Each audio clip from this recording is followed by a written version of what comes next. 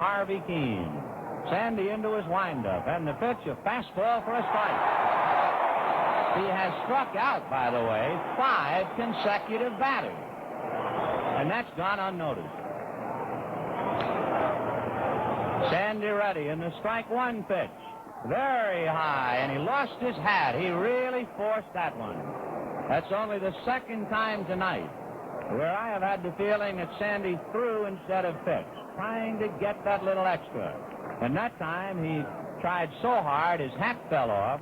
He took an extremely long stride to the plate, and Torborg had to go up to get it. 1-1 to Harvey Keene. Now he's ready. Fastball high, ball 2. You can't blame a man for pushing just a little bit now. Sandy backs off, mops his forehead, runs his left index finger along his forehead, dries it off on his left pants leg. All the while, Keene just waiting. Now Sandy looks into his windup, and the 2-1 pitch to Keene. Swung on and missed. Strike 2.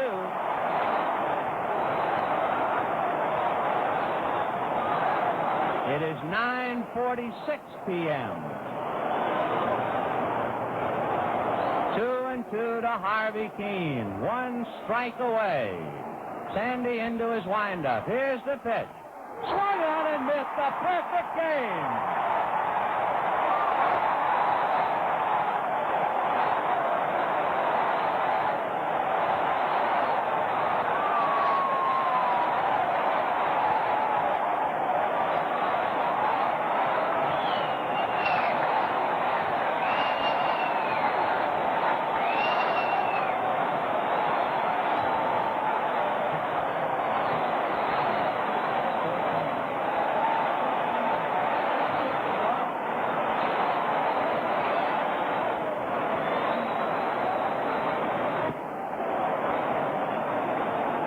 Scoreboard in right field. It is 9:46 p.m. in the city of the Angels, Los Angeles, California. And a crowd of 29,139 just sitting in to see the only pitcher in baseball history to hurl 4 no-hit, no-run games. He has done it 4 straight years, and now he capped it on his 4th no-hitter. He made it a perfect game. And Sandy Koufax, whose name will always remind you of strikeouts, did it with a flourish. He struck out the last 6 consecutive batters. So when he wrote his name in capital letters in the record books, that K stands out even more than the OUFAX. Leagues, the major leagues. Well, there's never been better poetry in motion on the air than this call. And in 1995, we asked Vin Scully to find out why he called the time in that broadcast, why he called the time every minute as the perfect game reached its climax. Every time I do a game that's a potential no-hitter, when it comes to the 9th inning, the engineer in the studio automatically records the 9th inning. And it doesn't make any difference whether it's a Dodger or not, because if it's the opposition, we give him the tape. So he has it for the rest of his life. Dennis Martinez, for instance, he has the tape of his 9th inning when he pitched the perfect game against the Dodgers. Anyway, Sandy Koufax had already pitched 3 no-hitters. And when I do the tape of a guy who's pitching a no-hitter, for his benefit only, I always put the date on the tape. So that 30 years from now, when he's playing it for his grandchildren, he will hear that on July so-and-so, 19th sometime. So I do that as a matter of course. Well, now I've done that 3 times for Sandy Koufax. So as we were coming to the 9th inning, I wasn't so wrapped up in the perfect game and all of that drama as I was thinking, what could I do to make this a little extra special in case Sandy does it? And for some reason, I will never know why, because it means nothing to a baseball game, I started to give the time. And so as he walked out to the mound, I'm saying, and so at 9:48 p.m. on this 1965 at Dodger Stadium, Sandy Koufax. And then as each out was recorded, I would give the time, only thinking that this will be fun for Sandy to have 30 years from now, 40 years from now.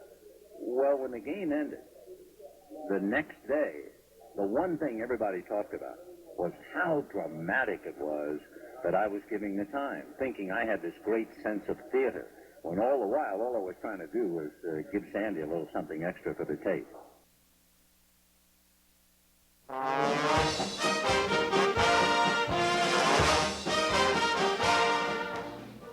Well, Costello, I'm going to New York with you.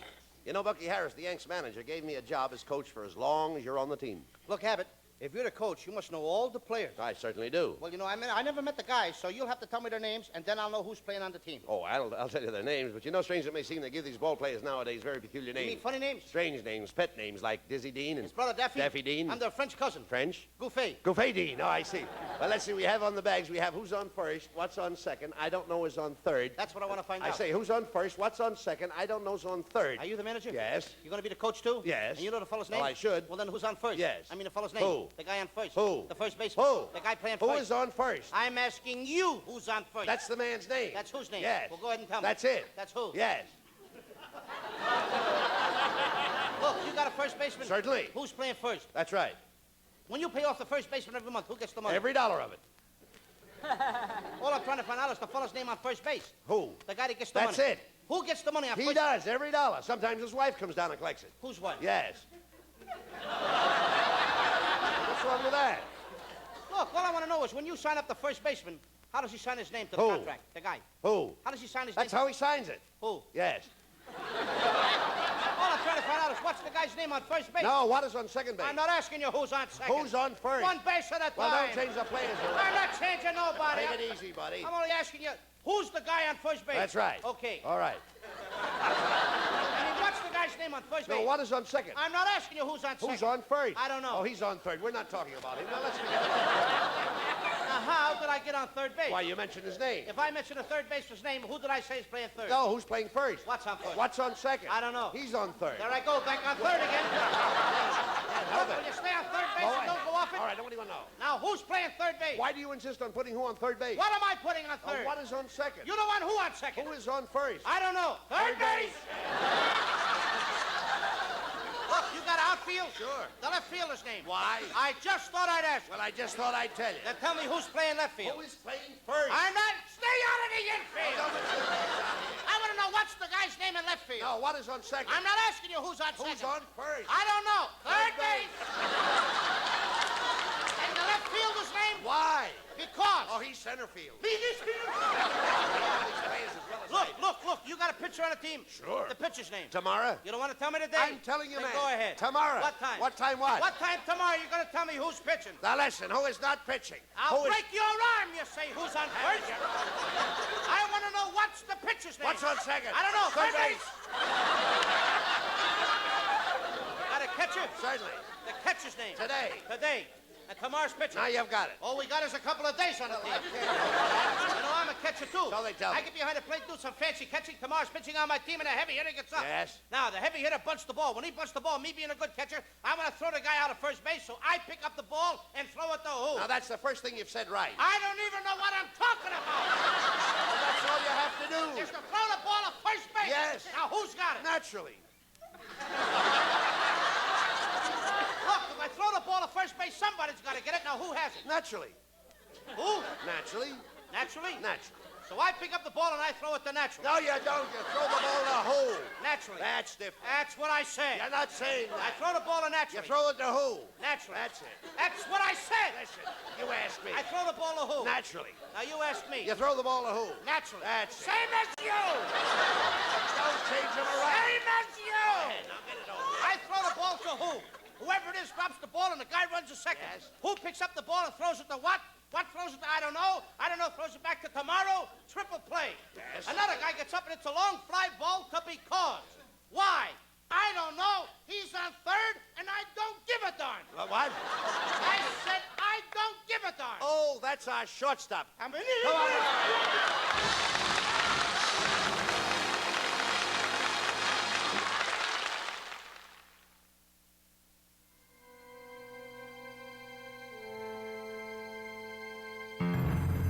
Evil will come, Ray.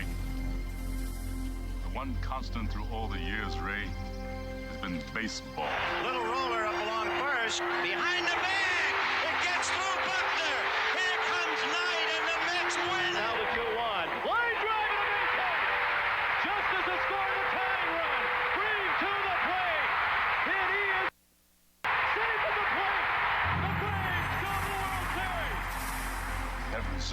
seats somewhere along one of the baselines that sat when they were children and cheered their heroes. Gibson swings and a fly ball to deep right field. This is going to be a home run.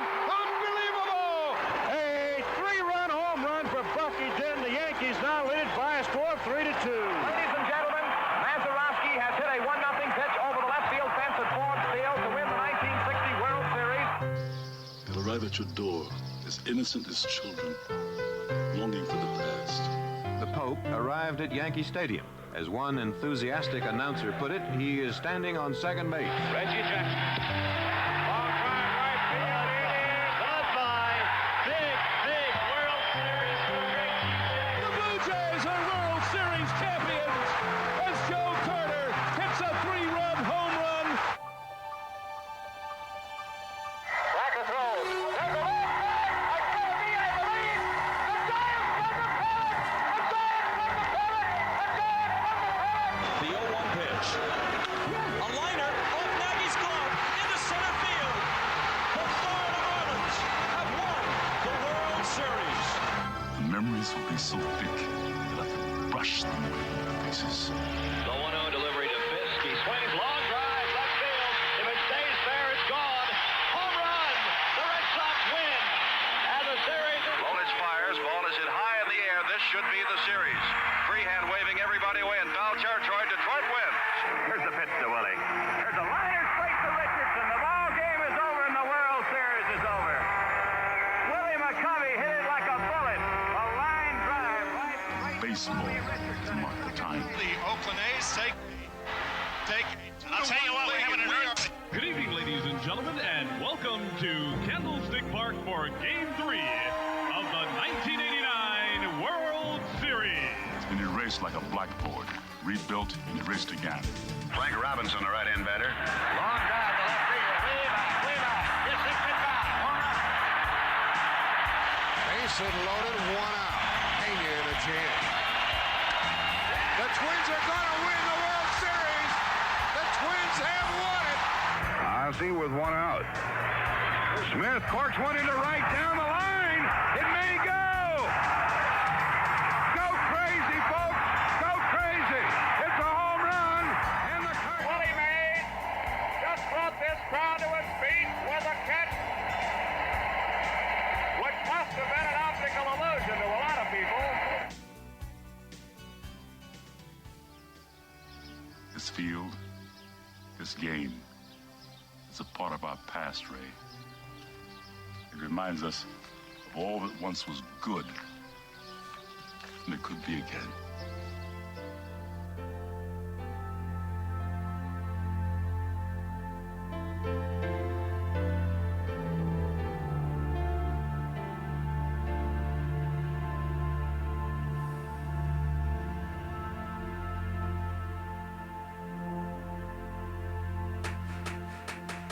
It's time once again for Furman University Baseball on the Furman IMG Sports Network. Good time for Jordan to pop number 5 of the year right here and get us right back in this thing. All the action, all season long. And he swings and he hits it high and deep. Left field. See ya. On air and online at FurmanPaladins.com or follow the Furman IMG Sports Network on the TuneIn Radio app. Furman Baseball. I'd like to say that it works that way all the time, but it doesn't. Now let's head out to the stadium to the voice of the Paladins, Dan Scott. By Ryan Robin and Ryan Seibert. And now your starting lineups for your Furman Paladins. Good afternoon, everybody, from Latham Stadium here on the beautiful campus of Furman University. Welcome to our broadcast of Furman Paladins baseball. Today, Brad Harker's team going for the season-opening 3-game series sweep of the Dayton Flyers, a 9-3 winner on opening day Friday. 9-7 was the final score yesterday in Game 2, and now here in the third and final game, they'll be sending senior right-hander Ryan Quarles to the mound, or Matthew Quarles, rather, to the mound. He'll be opposed by freshman Tyler Jones for the Flyers. It is a beautiful day here at the ballpark. Temperatures heading towards the low 70s by the time this day is done. Sunshine, the white puffy kind of clouds up there, the kind you like to see when it's baseball season. And this team right now is doing very well, thank you very much, through the first 2 games of the season. The only real downer to this juncture, the injury to Brett Hebner yesterday, the starting shortstop. We'll talk about that a little bit as we go on through the course of the broadcast here today. But looking for the series sweep, and Brett Harker had some thoughts about yesterday's game and the idea of some killer instinct out of his team when it comes to Game 3 here today. We'll hear from the coach when we come back as we get set for the 3rd game, Furman and Dayton here at Latham Stadium, and we'll be back in a moment here on the Furman IMG Sports Network. Dan Scott here to tell you that I have found my breakfast place in the Travelers Rest area, the Hungry Drover. Located at the intersection of Tigerville Road and Highway 290, the Hungry Drover features local eggs, raw milk, homemade breads, and of course their famous gigantic omelets. If it's lunch you crave, check out the barbecue, tomato pie, and the made-from-scratch desserts. And don't forget dinner on Friday nights. Find the full menu and operating hours at hungrydrover.com and like them on Facebook. For catering, call John at 864-901-5040 and enjoy the farm fresh eating experience in the heart of Travelers Rest. That is the Hungry Drover. If you've been sidelined with an injury, sore joint, or back pain, the experts of Piedmont Orthopedic Associates can offer you both surgical and non-surgical care to get you moving again. Piedmont Orthopedic Associates' 15 surgeons and 2 spine physicians are all board certified and are committed to providing you with excellent orthopedic care. Visit us online at getmovingwithpoa.com. Let me tell you something, Cowboy. This rookie can really bring the heat. He's smoky and spicy with a Chipotle style all his own. It's a new Montgomery Inn Chipotle barbecue sauce. Make it a part of your home team. Available now at your neighborhood grocer or online at CincyFavorites.com.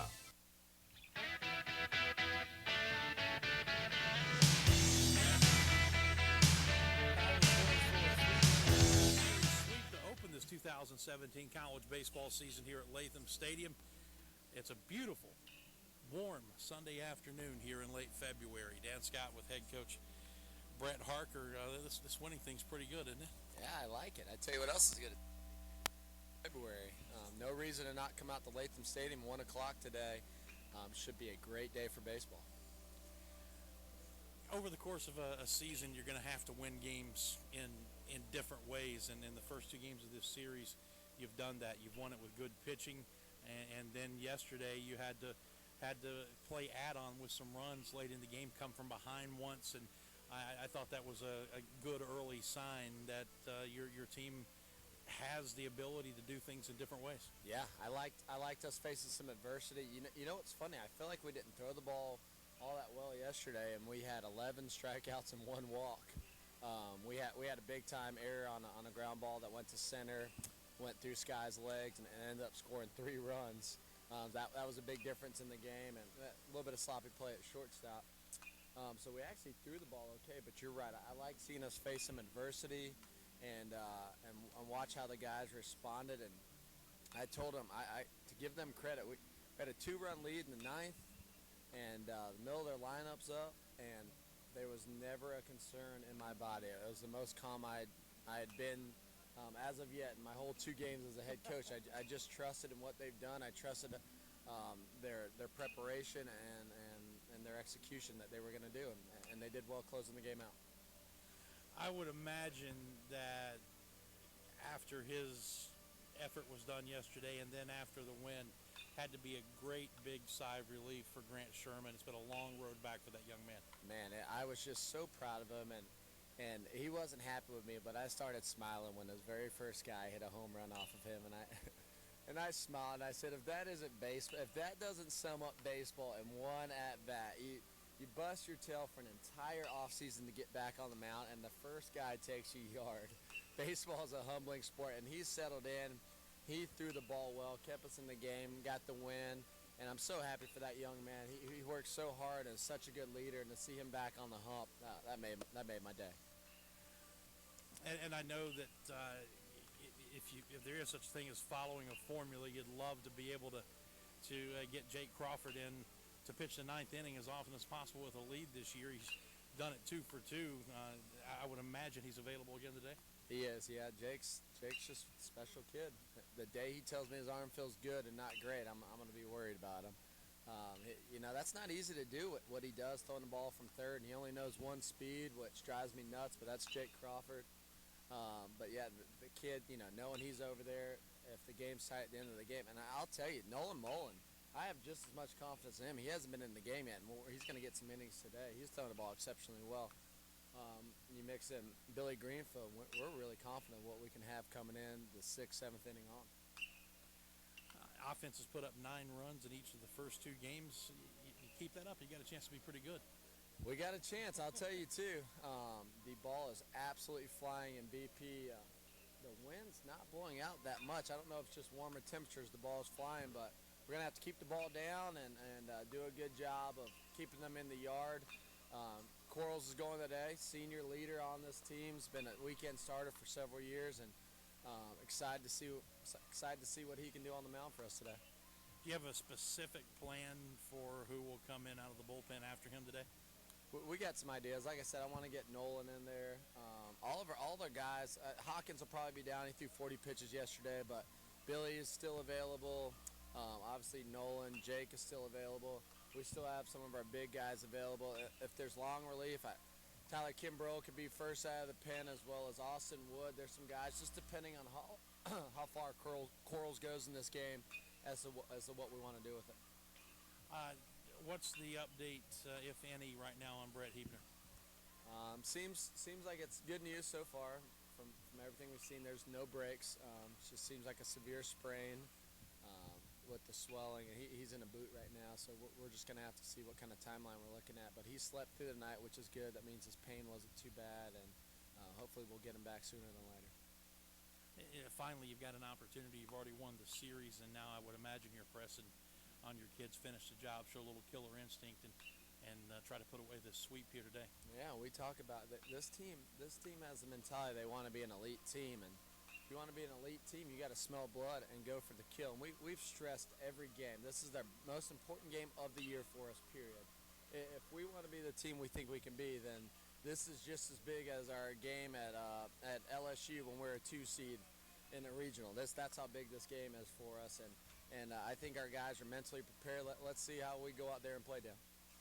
Perhaps some prophetic words from Brett Harker? That remains to be seen here. Good luck today. I appreciate it, Dan. That's Brett Harker. Stay tuned. First pitch is coming up next after the lineups on the Furman IMG Sports Network. Struggling to keep up with your kids, finances, insurance? Then let State Farm agent Steve Borkland in Traveler's Rest help you simplify and get to a better state. Because with Steve handling your auto, home, and life insurance, you'll have more time for everything else. More money, too, because adding State Farm policies could mean earning discounts worth up to 40%. That's money Steve can help you put towards a college savings plan. Call State Farm agent Steve Borkland today and get to a better state with State Farm. At SC Telco Federal Credit Union, we're passionate about helping to improve the financial lives of our members. SC Telco is the first financial institution in South Carolina to offer a price-linked savings account. The Save to Win account allows members to save money, earn interest, and have the chance to win cash prizes. When you're in front of us, you're the only person that matters. Find a location near you at sctelco.com. SC Telco looks forward to serving you. SC Telco is federally insured by the National Credit Union Administration.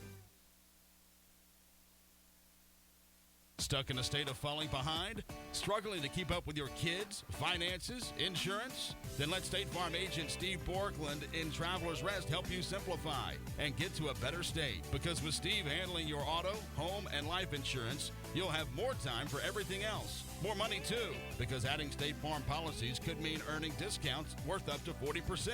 That's money Steve can help you put towards a college savings plan. Call State Farm agent Steve Borkland today and get to a better state with State Farm.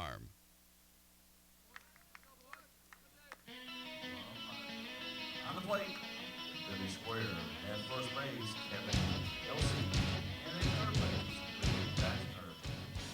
Paladins getting ready to take the field. If you're ready now, the starting lineups today. First for Dayton, Nick Ryan leads it off at second base, batting second in right field, Connor Eccles. The center fielder and 3-hitter is Robbie Doring. Tate Hagan, the freshman first baseman, will back cleanup Hitting number 5 at the DH, Brian Wood. Matt Poling catches and hits 6th. Batting 7th, the left fielder, Mitch Coughlin.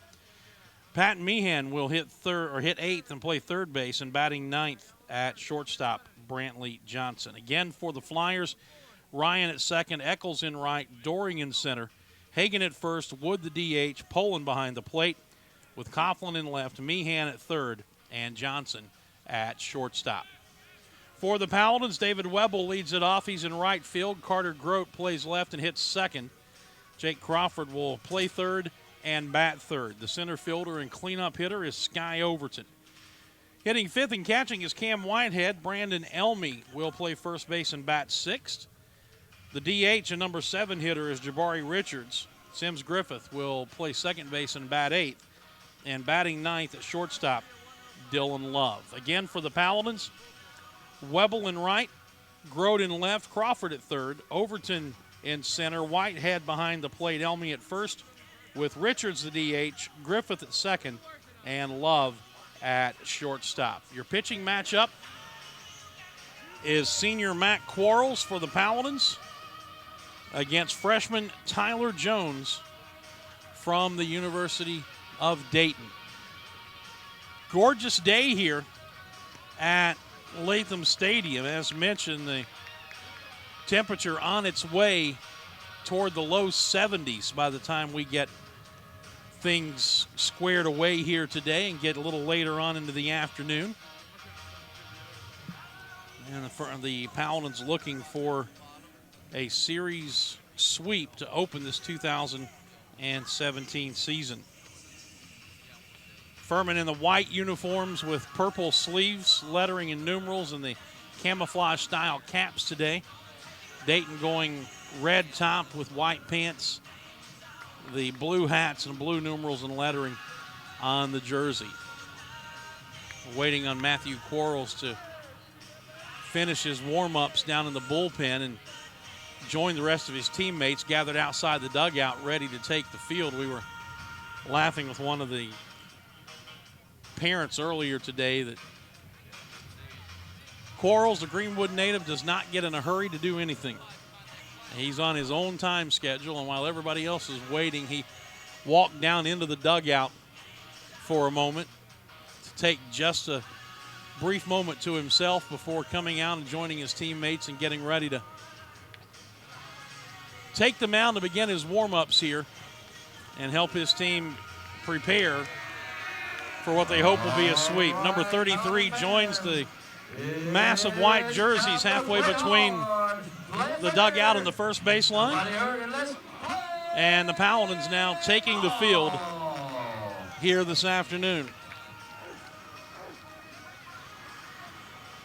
As mentioned, Quarles, a senior. He has been primarily a starter throughout his career, going back to the midweek as a freshman and in and out, but mostly in the weekend rotation from his sophomore year forward. Good fastball, breaking ball. Occasionally will fight command. He tends to run a high pitch count earlier in the game rather than later. 7-7 a year ago with a .532 earned run average, 16 appearances, all starts, 88 innings, allowed 100 hits, struck out 72, walked 42,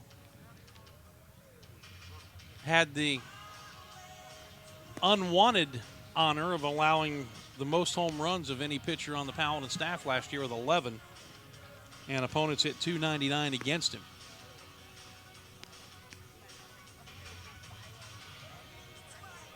But there were moments a year ago when he was outstanding. Think back to the third game of that series at Mercer when the Paladins had lost the first two, and it was a Sunday afternoon gym twirled by Quarles that stopped the bleeding and started Furman on a streak in which they would win 12 of their final 16 games down the stretch and come within 2 games of finishing first place in the league in the regular season. For the Flyers, second baseman number 15, Nick Ryan. We are ready to go. Nick Ryan will settle in.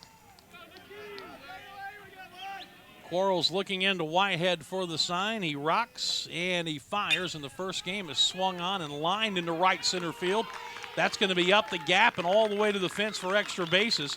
Webble digs it off the warning track, quickly gets it back to the infield, and Ryan stops at second base with a first pitch leadoff double, and that's how this game gets underway. First pitch at 1:02 p.m.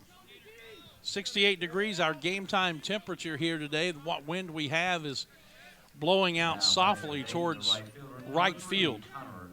And Connor Eccles, the right fielder, will step in now. Right-handed batter who's, like Ryan, had 4 hits through the first 2 games of this series, 4 for 10.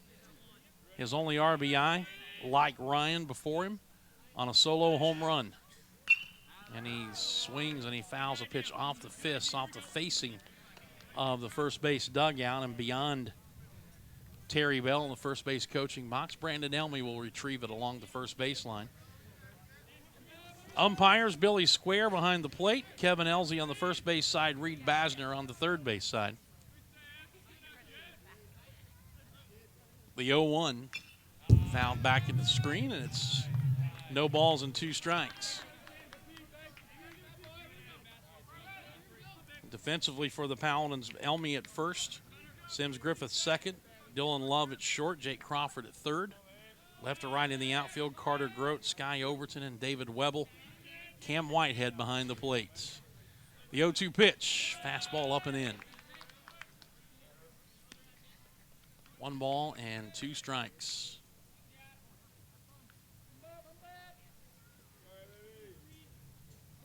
Mentioned this on Friday during the broadcast, but Dayton playing the first 9 games of the season in the Carolinas. 6 here in the state of South Carolina and 3 in North Carolina. Breaking ball in the dirt, low and outside. It's 2 balls and 2 strikes. Center fielder Robbie Doring waiting on deck. Dayton putting some early pressure on a first pitch leadoff double by Nick Ryan to right center. He's at second base. And a 2-2 pitch coming to Connor Eccles. In the air.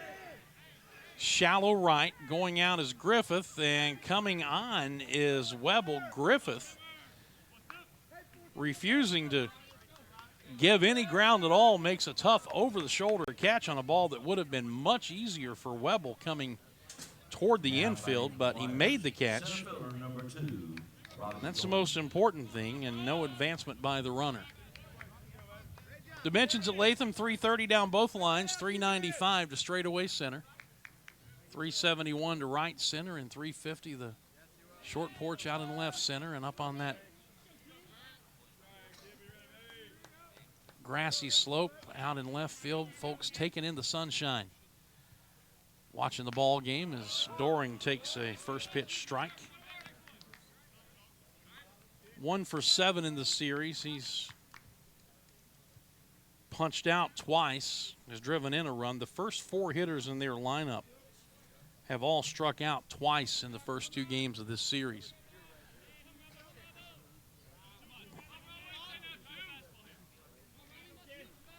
Crawford even with the bag and out near the cutout at third. And that one ripped and nearly takes out third base coach Ryan Seipert.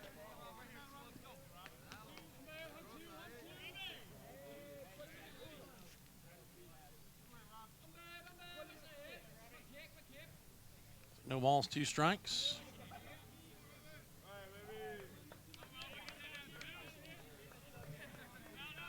Quarles pauses at the belt, checks the runner at second and pitches. And it's in the air to left, shallow. Late break by Grote, comes on and makes a diving catch. Big swing, and it froze him for just a moment. And then he had to turn on the jets, and he came in and laying out. Pulled it in for the out, and they are 2 down. Nice play, Carter Grote. Put a star by that one. So after the leadoff double, a pair of shallow fly ball outs, and now Tate Hagan, the freshman first baseman, will bat. He's 0 for 4. Struck out twice. He's also walked twice in the series. Left-handed batter, and he's wailing at the first pitch and comes up empty.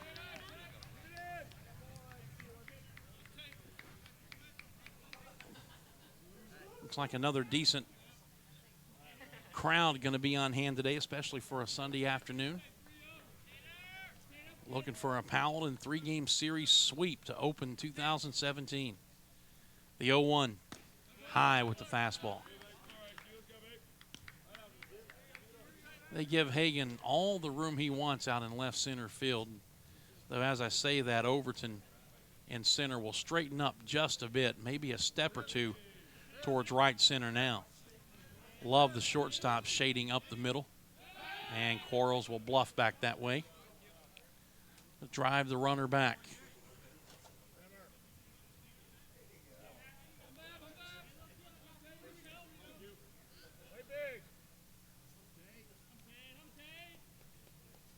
Trying to strand that leadoff double at second base.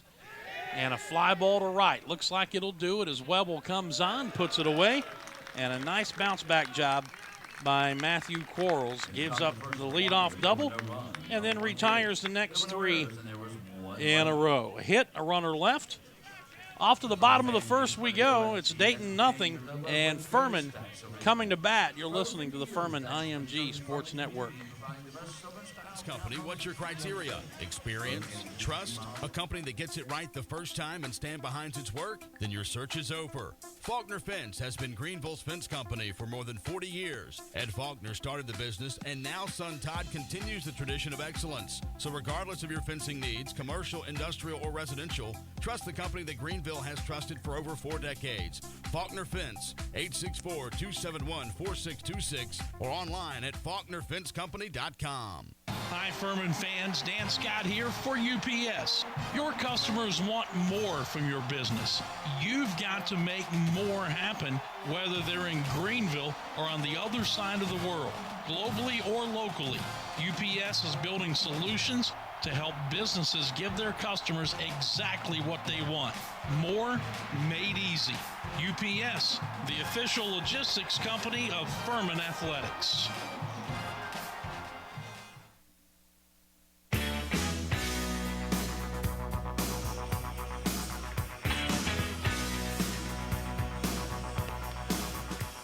Dayton comes up empty in the top of the first inning. Now Furman coming to bat, hitting off of an unknown quantity. Freshman right-hander Tyler Jones making his collegiate debut for the Dayton Flyers. 6'4", 205 pounds from Bellefontaine, Ohio. Comes out of a successful program. They were the 2014 and 2016 district champions. He was all conference in the Central Buckeye Conference for 3 straight years and all Miami Valley twice. Honorable mention all state. And they've got a little note here. Apparently he plans on living off the taxpayers for most of his life. He's majoring in international relations and aspires to be a foreign ambassador or diplomat. Leading off the first inning for your Paladins, right fielder number 42, David Webble, Carter Grote, Jake Crawford. The opinions expressed on this broadcast are not necessarily those of the staff or management of this press box. First pitch to Webble's in for a strike. So far, so good for the freshman right fielder, 2 out of 4. And he swings and chops one to third baseman Pat Meehan, who throws him out, and Webble is retired. Meehan replacing Cole Deneen at third base in this game. Deneen made 3 errors in the first 2 games. So he sits down, and Webble's retired. Defensively for the Flyers, Tate Hagan at first, Nick Ryan at second, Brantley Johnson at short, and Meehan at third. Left to right in the outfield, Mitch Coughlin, Robbie Doring, and Connor Eccles, Matt Poland behind the plate. Carter Grote flinches, and he takes a breaking ball for a strike. 0-1. 4 out of 7, a double, an RBI. 2 walks, been hit by a pitch. Just another day at the office, if you will, for the senior left fielder from Pittsburgh. 1 ball, 1 strike to count. Right-hander winds and delivers. And it's swung on, and it's ripped down the left field line. That is a foul ball. Breaking ball that hung up there, and Grote jumped all over it but couldn't keep it straight. Ball and 2 strikes now.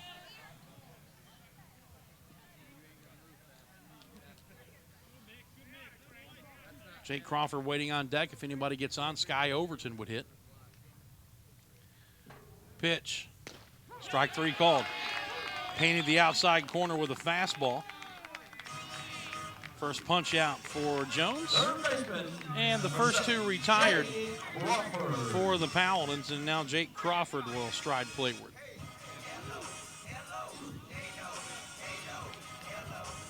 Two out of 9 so far with an RBI. He also has a save and has closed out each of the first 2 games of this series. Hits one back into left field deep. Did he get enough of it? He did.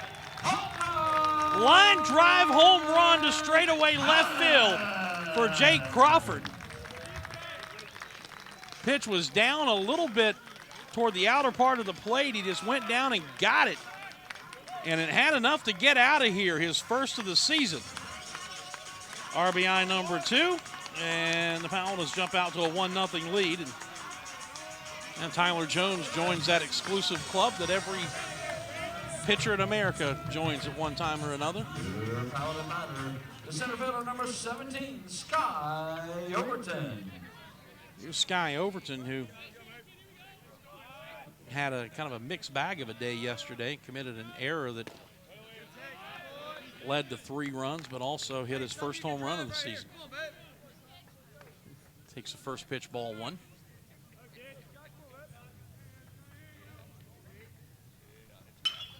He swings and he hits one in the air routinely to center field.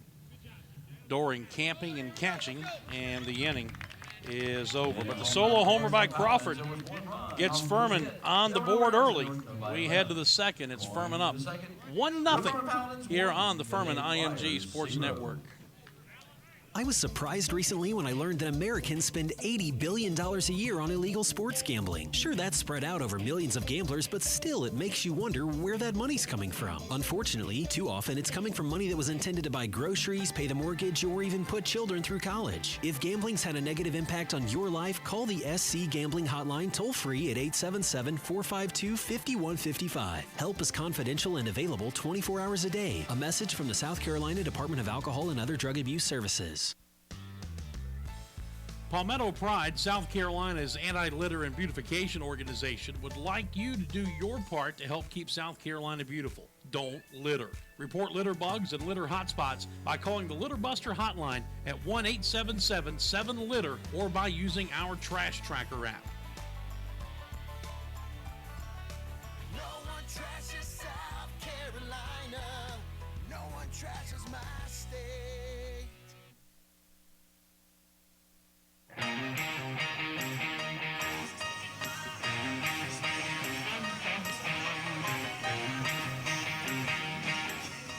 Matthew Quarles staked to a 1-0 lead thanks to the long ball off the bat of Jake Crawford. We move on to top of the second inning. He'll be facing 5, 6, and 7 in the Flyer lineup. Brian Wood, Matt Poland, and Mitch Coughlin.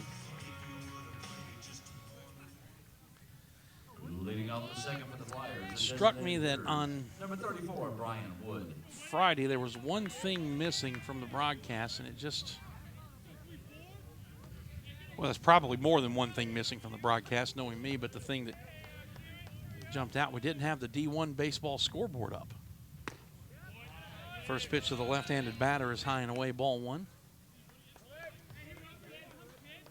So we'll try to keep you up to date on scores of other games throughout the course of this broadcast.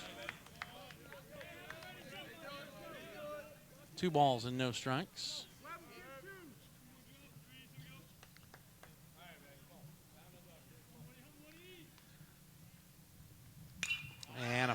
play. Wood 2 for 2 in the series. Has a double. He's driven in a couple of runs. Foul balls to the souvenir trailer or to the Furman dugout.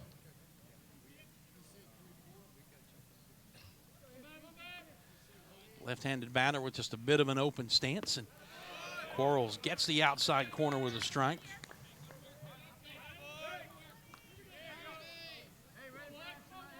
Two balls and two strikes. Break-even pitch. Outside ball 3.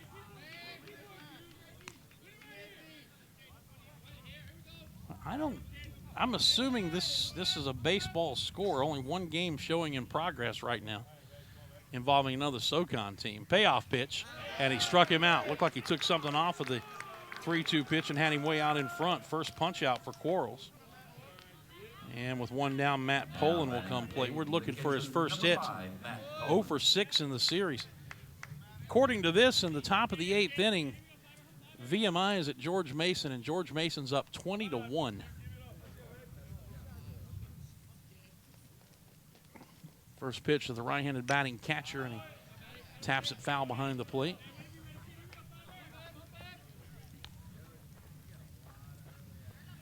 That is at the Hughes Brothers Challenge in Wilmington, North Carolina.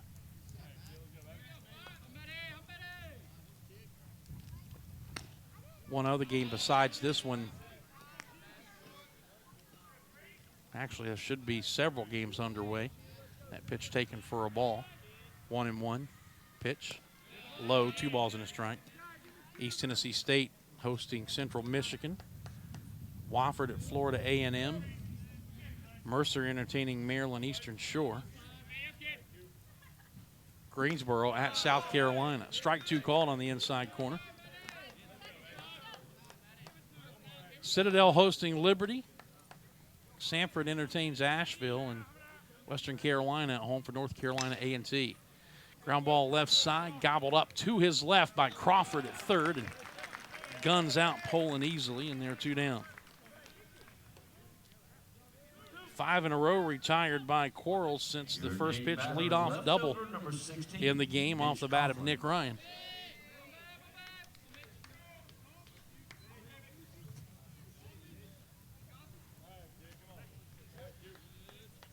Now Mitch Coughlin, right-handed batting left fielder. And he takes a strike at the knees on the outside corner. Hello, Dwight.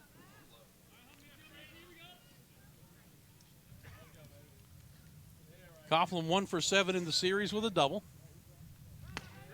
Strike 2 called, a good fastball on the inside corner. And Quarles quickly ahead, no balls and 2 strikes. Trying to retire him in order. He rocks and he fires. And he lays off a fastball up. They appeal to first base umpire Kevin Elsey, who throws out the safe side.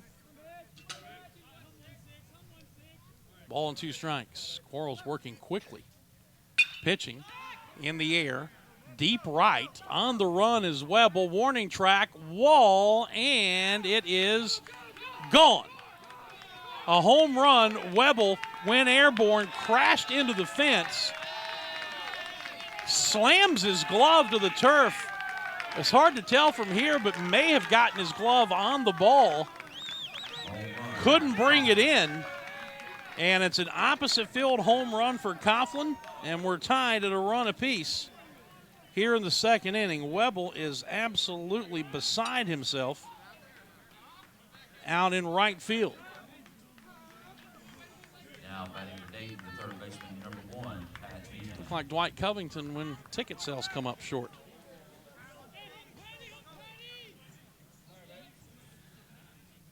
Pitch to Pat Meehan, the third baseman, is a breaking ball that catches the outside corner for a strike. During the between innings break, I'll hook up another microphone and we'll talk some season tickets with Dwight Covington. Strike 2 called. Again, Quarles getting out ahead of the third baseman. 1 for 1 in the series. That one hit was a solo home run. The 0-2. Tap foul, third base side between the bag and the coaching box.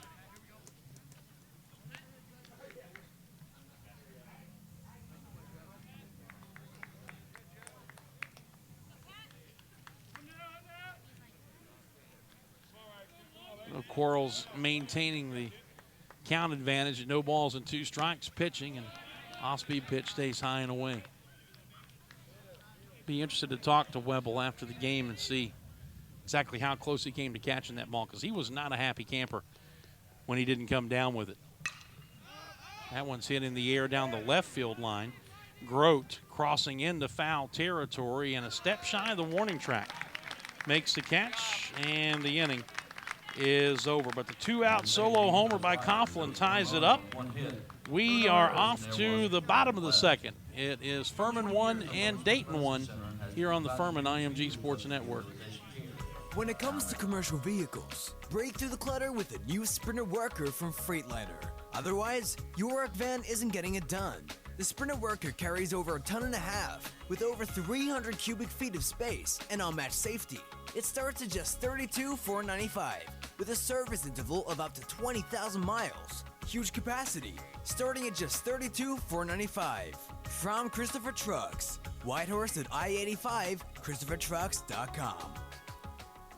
Spirit Communications, built for your business and the upstate's choice for voice, data, internet, and fiber services. Let us show you the future with our cutting-edge, unified cloud-based products backed with live 24/7 customer support. Call 517-1200 or click spiritcom.com. Spirit Communications is a proud sponsor of Furman Athletics. Spirit Communications, keeping you connected.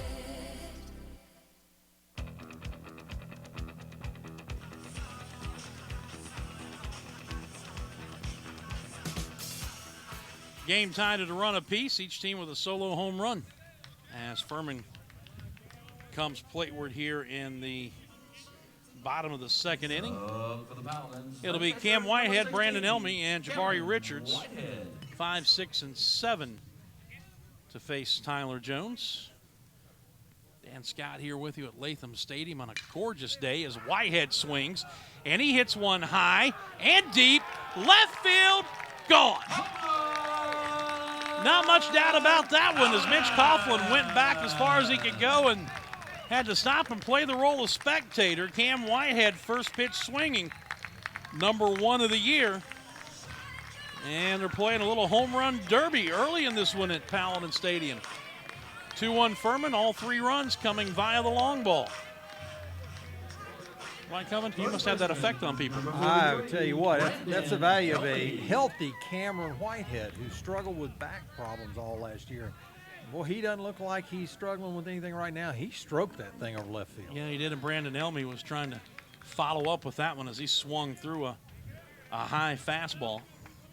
Brandon's had an excellent start to the season, 5 out of 8, a home run and 4 RBIs. Another player coming back off injury for the Paladins. And he hated to lose him so early in the season. Yeah, you think about Whitehead missed half the year. Elmy a little less than half the year. There's a line drive over third into left field, down the line. Over to cut it off is Coughlin. Elmy hits first full stride. On his way to second, he is in ahead of the throw. Sliding for a double, and the Paladins have an extra run. On second, still with nobody out for Jabari Richards. Number 6, Jabari Carter Grote broke his leg late in the season. Didn't have him available for the postseason. So all those weapons, 1, 2, and 3 right here. And of course, Carter Grote famous for that, I don't even call it walk-off home run against College of Charleston. It was on the same night that Daniel Fowler hit that putback to beat Louisiana Lafayette, I think. That's right, and put us on Sports Center, which was just a big thrill. And you know what was the ironic part of all that? The voice of the Paladins had laryngitis and didn't call either game. That is exactly right. Exactly right. This business will humble you. Just when you think, hey, maybe I might be pretty good, yeah, guess what? You can't talk, you can't do your job. Jabari takes it down low for a ball. Looking for his first hit, 0 for 4. He's been hit by a pitch. Dropped the 7th in the order today, and he lays off that one in the dirt. It's 1-1. What you got cooking with season tickets? Well, season tickets for baseball have sold very well, and of course we've got the same package we had for the last couple of years, where it's $50, and it includes all the games at Latham Field and a ticket to both the South Carolina and Clemson games down at Floor Field. That's the absolute best deal for season tickets. And we've done away with the child price. It's only $5 to get in. But we have several new things available. One of them is the Kids Club, the new Paladin Knights Kids Club price, where you purchase that again is a $50 price, and you'll get all kind of neat things that your child will from Dawn McCollum and the Kids Club. But you also receive admission to both Furman baseball all season long. Child gets in for every game. He gets a membership card we scan in, and then he or she also gets in at Furman football all season in the 2017 season. 3-0 pitch to Richards after a visit to the mound, and it's in for a strike from Johnson. 3-1. That's a great deal. $50. You can't beat that with the proverbial stick. Can't beat that. And then we've got the other thing. This came from the Indianapolis Indians, and I'll talk about it after this next pitch. And Richards sitting on a 3-1 pitch now as Jones comes set at the belt, delivers, and down and in. Ball 4. He almost hit him. And they're 2 on with nobody out. A run in. Furman leads it 2-1 here in the bottom of the second inning, and Sims Griffith will come to the plate.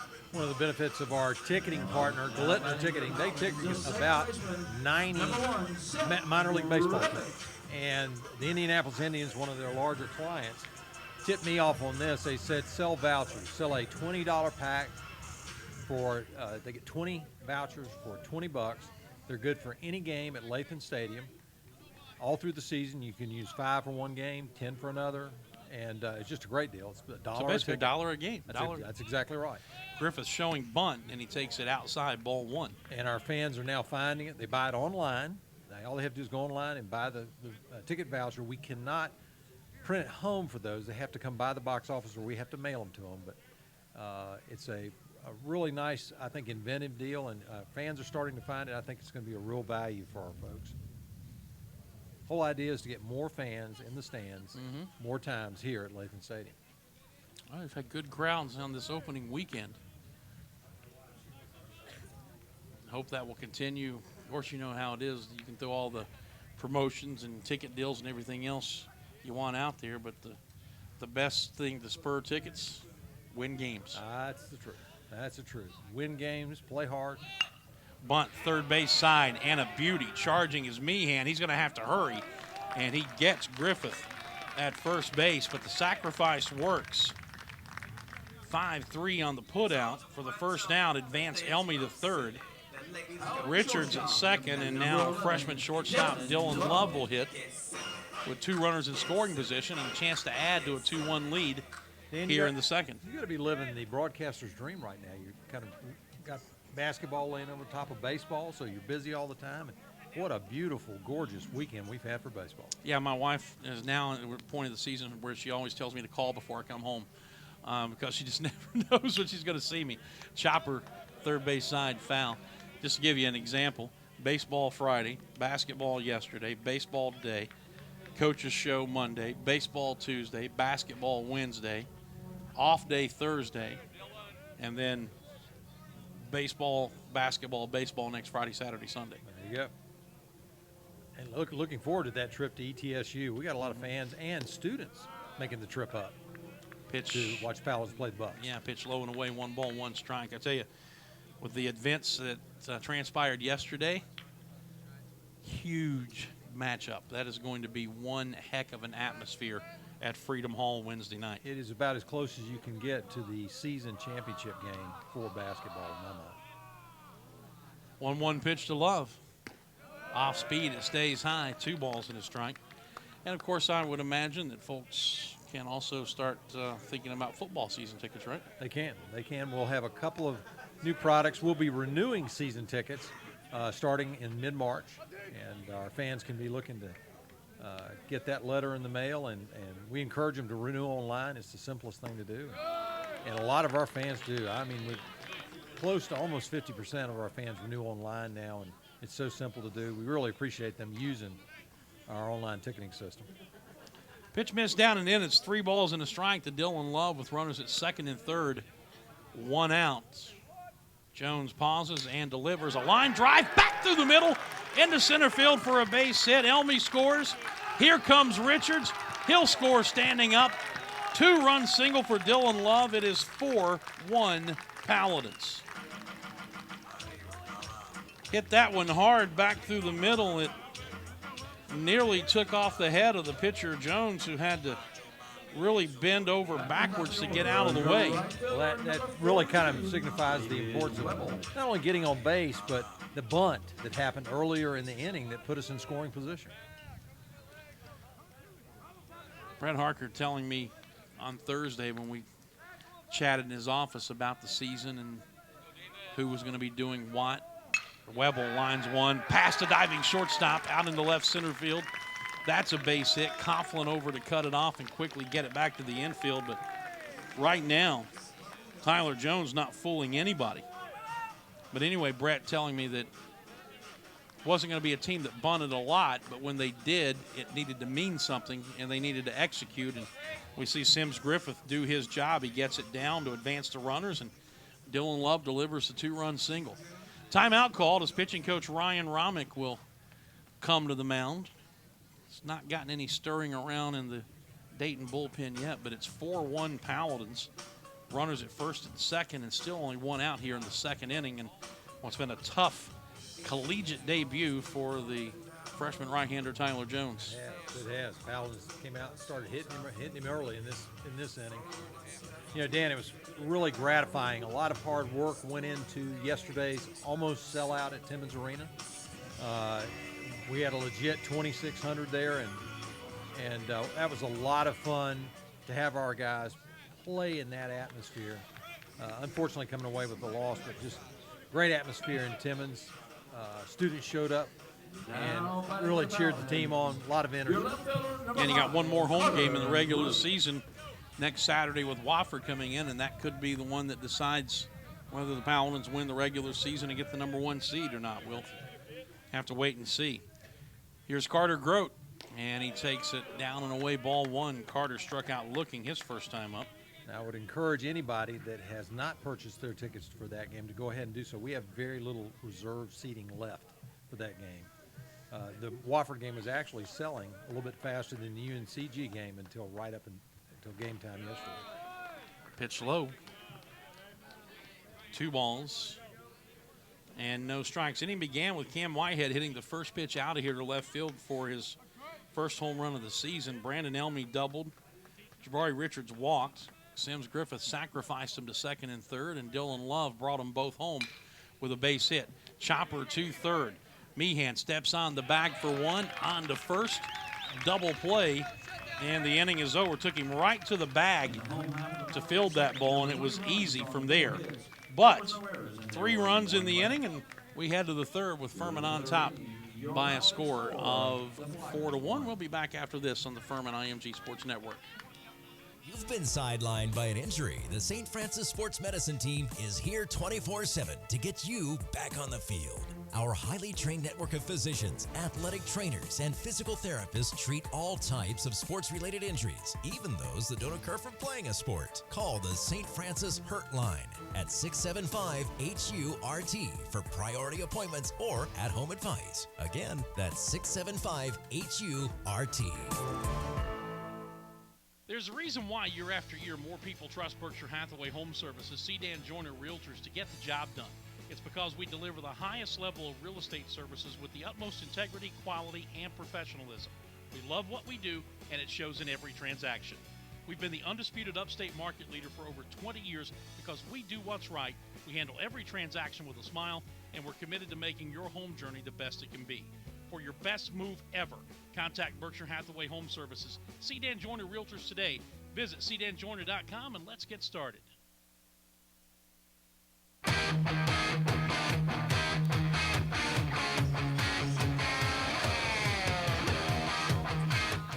Matthew Quarles now a 3-run lead to protect as we move on to the third inning here at Latham Stadium. Dan Scott with you.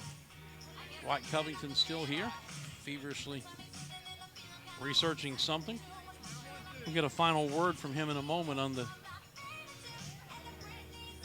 season tickets, I guess the best thing to do is send people for any info to the website, right? FurmanPaladins.com. They are certainly welcome to call me at 864-607-5148 or email me at dwight.covington@furman.edu if they've got questions. But I'm very proud of our ticket pages. I think they're easy to use, and there's plenty of information there. And they are also welcome to call the box office, too, at 294-3099. We have the best box office in the Southern Conference and college athletics. Brantley Johnson swinging and missing in a first pitch fastball off the plate outside. Freshman left-handed batting shortstop, 2 for 8 in the series, has struck out 3 times. Corals with the 0-1 outside. 1 ball, 1 strike. Well, the fans are responding. That's good to see, and hope that they'll continue to do so throughout the rest of this basketball season, home and away. Absolutely. It's been a real positive experience as folks have gotten used to going online and using it, and they find out they can email their tickets if they can't come to a game, or some of them do bring them back to us. They do bring them back to us, and we need to use them, and particularly these last couple of basketball games. Yeah. 2 balls, 2 strikes to count to Johnson. He's the number 9 hitter. Then Nick Ryan, Connor Eccles to follow. And we look forward to seeing purple in the stands no matter where we are. Fouled out of play left side.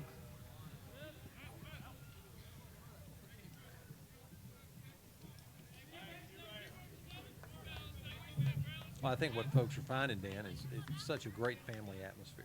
Mm-hmm. You know, in every venue, we're very kid-friendly, and I think we've seen that at basketball, and all the work that's been done on Timmons Arena to make that a basketball venue. The seats that are along the court side over there are the best seats in college basketball, in my opinion. Fly ball into center field, drifting towards left center is Sky Overton to make the catch, and there's 1 down.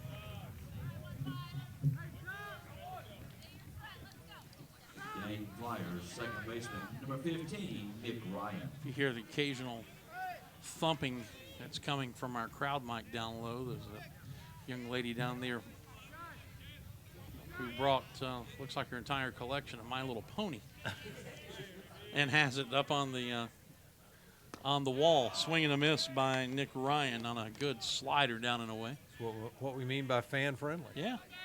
Didn't charge anything for the horses to get in, did you? No, they come up under the 38-inch rule. There you go. Strike 2 called. Fastball in the inside corner. Top of the 3rd, 1 out, nobody on for Dayton. 4-1 Paladins. Looking for the series sweep of the Flyers here today. Quarles the 0-2, and he bounced that one up there. 1 ball and 2 strikes. Well, we encourage people to continue to head to the website and check out all the ticketing information if you haven't tried it yet. It's a whole new interactive world for you, I guess, and one that's about as easy to use as you could hope for. It really is, and a lot of folks find in the mobile site we get more and more orders that come off the mobile app, and also with our Front Row app from Presto, which is our website. Folks, there are going to be some new additions to that. Folks need to download that app. That is actually on Amazon and it's on iPhone and Android, and it's a really good presentation of the Furman website. Well, after being ahead, 0 balls and 2 strikes on Nick Ryan, Matthew Quarles misses with 4 straight. Last one off the plate outside, and that's a 1-out walk. That's the first allowed by the senior right-hander. Ryan on for the 2nd time. Here's Connor Eccles, who popped out to Sims Griffith, who made a nice running over-the-shoulder catch heading out into shallow right field his first time up. Tell you what's going to make a big difference here, Dan, is the new purple seats. It'll actually kind of shrink our capacity a little bit here. We say we can get maybe 2,000 people in here. I think that's a little bit of a stretch, but with the 800-plus purple seats coming in, it's going to make a big difference in the numbers that we can get in. Well, you got standing room, and I think in a lot of ways, especially as it gets warmer, there's a breaking ball strike on the outside corner. Best seats in the place might be those folks out there on the hillside in left field, right up under the magnolia trees.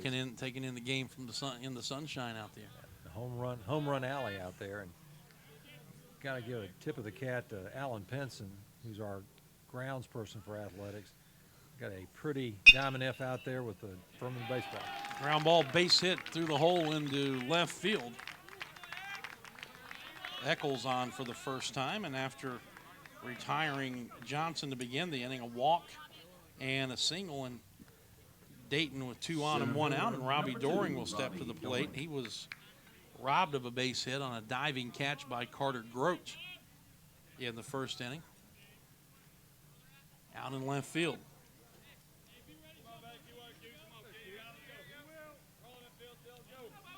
It's 3 hits now for the Flyers. They've had 1 in each inning. Outfield straightaway as Quarles delivers the first pitch, and it's popped up behind the plate, and it'll come back over our head and out of play.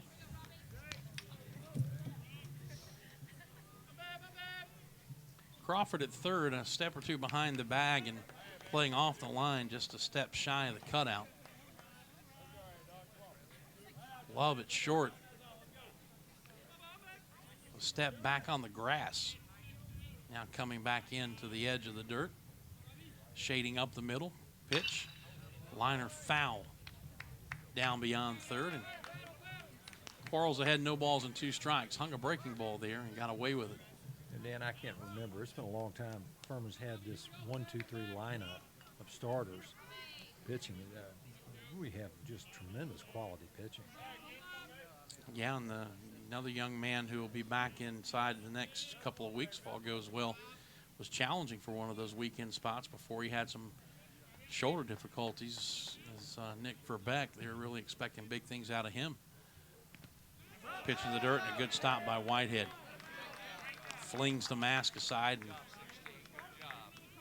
comes up with the ball cocked behind his right ear, ready to throw. Well, he just looks really good. Cameron's looks so much healthier. And I remember last season he was just really struggling back there and battling through those back problems. Ball and 2 strikes. The pause, Quarles pitches. High. 2-2 the count. He was ahead of Nick Ryan 0-2 and ended up throwing 4 straight balls to walk him with 1 out. Eccles singled left, and now after getting ahead of Johnson 0-2, it's come back to even the count at 2 balls and 2 strikes. The break-even pitch. And it's ripped foul down the left field line again into the visitors' bullpen.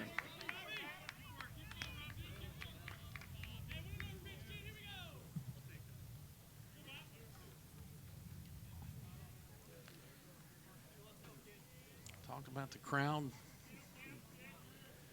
Good gathering here on a Sunday afternoon. Of course, many of the parents taking in the game from the what I call the veranda up there outside the baseball building, the porch.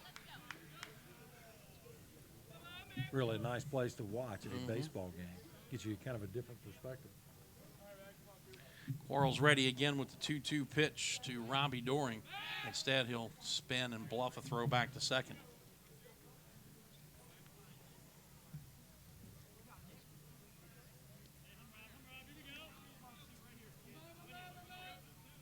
(4-1) Paladins. Dayton with 2 on, 1 out here, top of the third.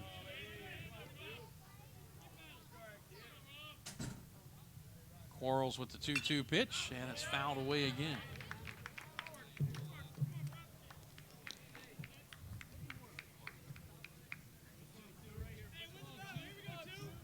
So a pretty good battle developing right now between Matthew Quarles and Robbie Doring. Cleanup hitter Tate Hagan waiting on deck. The 2-2 pitch again. And a line drive foul just outside of third. Jake Crawford diving, knocked it down, but it was a foul ball.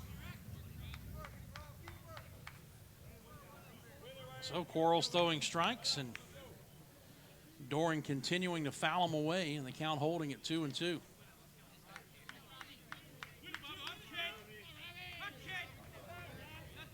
Are you accompanying any of those Furman people going to East Tennessee State on Wednesday? I'm going to go up that way. I've got all my in-laws and outlaws are up there. Oh, yeah? So Johnson City's an easy trip for me. and I can do double duty up there. Again, the 2-2 pitch. And he lays off a breaking ball in the dirt, and the count goes full at 3-2. And I've been in that arena but never seen a game. I think that's one of the best arenas in the Southern Conference. Freedom Hall is a pretty place to play a basketball game. So let's see if Tony Vittorio will roll the dice here and send his runners with 1 out. Down 3 runs. 3-ball and 2-strike count to Robbie Doring. Ryan leading at second, Eccles at first. And Quarles wondering the same thing, perhaps, a little bluff back towards second to see if Ryan would give anything away, and he didn't. How many pitches has he thrown this guy? It's got to be, what, 15? He fouled off a number of them. We will get a payoff pitch here. Runners go. Pitch is in the air. Deep center field, Overton. Looks like he's got it tracked to the warning track, leaping up, and he couldn't get it.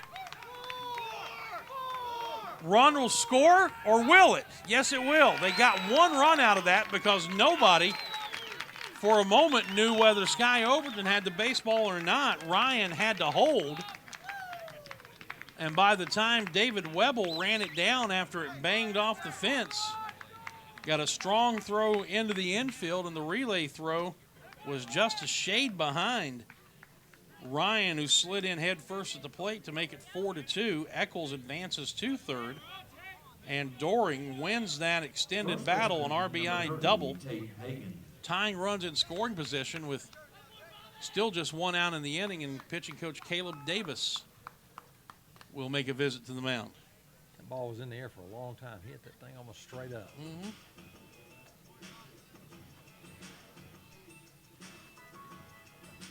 Obviously, with the wind blowing out a little bit and warmer temperatures, the ball carrying much better here today, and it looked like Sky had a beat on it for a while and just had to keep going and going. And you know, it almost looked like he almost saved it by getting his glove up there. I couldn't tell. He certainly made contact with the ball. All right, meeting over. Now Quarles going to have to bow his back here. Tying runs in scoring position, still just 1 out. Tate Hagan, who flew out to David Webble in right his first time. Stepping in, the left-handed batting freshman first baseman looking for his first hit still in this series and his career. And he takes an off-speed pitch for a strike, 0-1.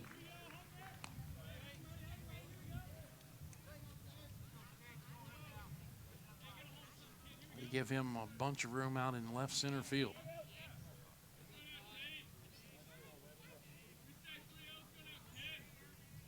Pitch outside.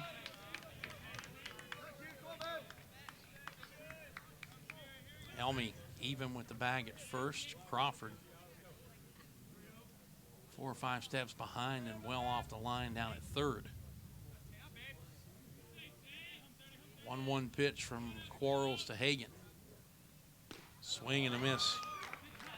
Basically threw the fastball right by him that time.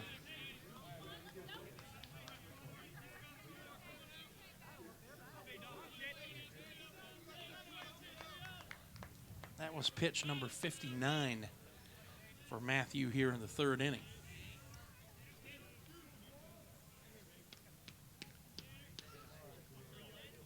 Now he steps off, wants a new set of signs from Whitehead.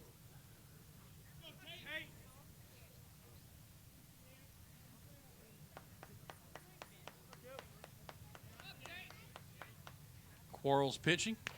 And strike 3 called. Breaking ball got the inside corner. Big second out for Quarles. And now it's Brian Wood, the DH, who struck out swinging his first time up. Really nice final pitch there. Really crossed the batter up. I don't think he was looking for that. Now he's got to wade through the left-handed batting DH. As mentioned, struck out swinging, leading off the second. Prior to that was 2 for 2 in the series with a double and 2 RBIs. 2-out hit here would drive in 2 more and tie this game. 4-2 Furman. Top of the third inning.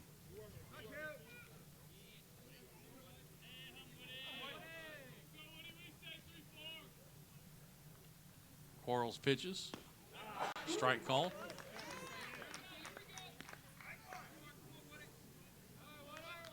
Got a third of the Furman basketball team walking by there. All the big men just came in. It's good to see. Must be a big man outing. Especially good to see Matt Rafferty walking by. Absolutely. Swing and a foul. Straight back. Well, Jeff Beans did a lot of journeyman work on the hardwood yesterday. He hit the floor several times. Been me, I wouldn't have gotten up.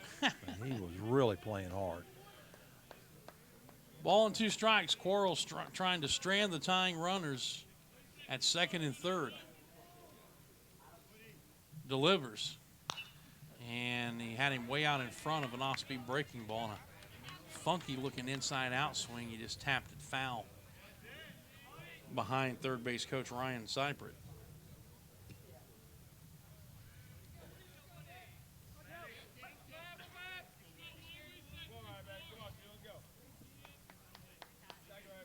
One ball, 2 strikes.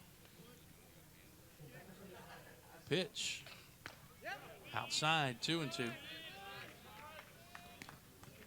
That's 65 pitches for Quarles now. If he gets Wood, I can't imagine we'll see him for more than another inning. 2-2. And he just got a piece of a breaking ball, and that got a piece of home plate umpire Billy Square. And it looked like it might have gotten him in the neck. Yeah, it does. He's holding his throat there. Yeah, dropped his mask, dropped his counter. Mike Brown, the trainer, rushing out there. Dayton's trainer is out there. Square bent over at the waist right now. The other 2 umpires have come in to check on him, and Brett Harker and Caleb Davis are there.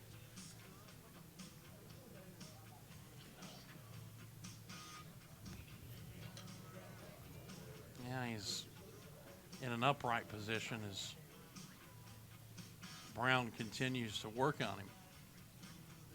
Tony Vittorio, the Dayton head coach, will come out.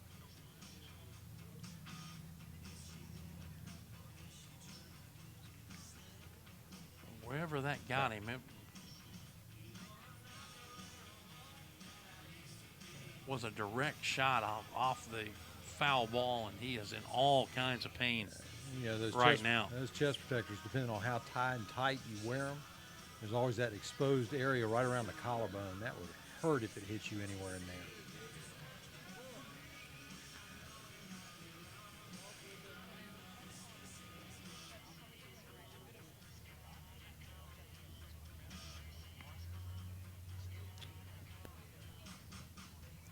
Watching as he kind of rocks back and forth and is continuing to take a series of deep breaths. Again, just judging by the way he reacted it.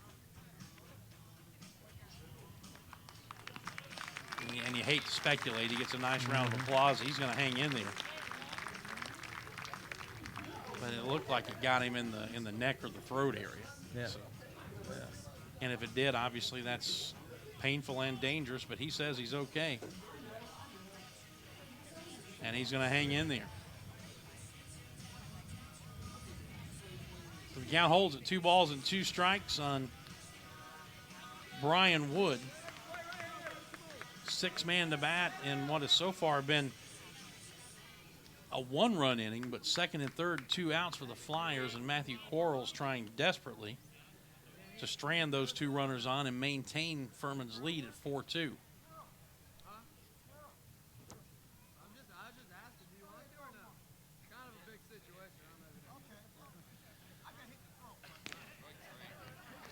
You know, Brett Harker and Billy Square kind of laughing back and forth. Brett wanted to know if Matthew wanted to throw a pitch since he had sat there for a while. And you might have heard Brett said it's kind of a big situation. 2-2 pitch. Struck him out swinging. Got him to chase a changeup down, and Quarles a big pitch to strand the tying runners at second and third. Looked like the same pitch that he threw to get the last batter. Yep. Dwight, thank you, buddy. Good to talk to you. Dan, as always, thank you so much. Season tickets, any tickets, FurmanPaladins.com, or give Dwight Covington a call. 4-2 Furman, back after this in the Furman IMG Sports Network. You can party hardy at your next Paladin Tailgate Extravaganza with ABC Party Rentals and Amusements. ABC can set you up with tents, chairs, tables, even Furman table linens to let everyone know your blood runneth purple. How about some inflatables or mechanical rides for the kids to really make it special? ABC Party Rentals is conveniently located near Woodruff Road and I-385. When you tailgate at a Furman football game, do it right with ABC Party Rentals and Amusements. Don't wait. Check them out now at abcgreenville.com. Dan Scott here to tell you that I have found my breakfast place in the Travelers Rest area, the Hungry Drover. Located at the intersection of Tigerville Road and Highway 290, the Hungry Drover features local eggs, raw milk, homemade breads, and of course their famous gigantic omelets. If it's lunch you crave, check out the barbecue, tomato pie, and the made-from-scratch desserts. And don't forget dinner on Friday nights. Find the full menu and operating hours at hungrydrover.com and like them on Facebook. For catering, call John at 864-901-5040 and enjoy the farm fresh eating experience in the heart of Travelers Rest. That is the Hungry Drover.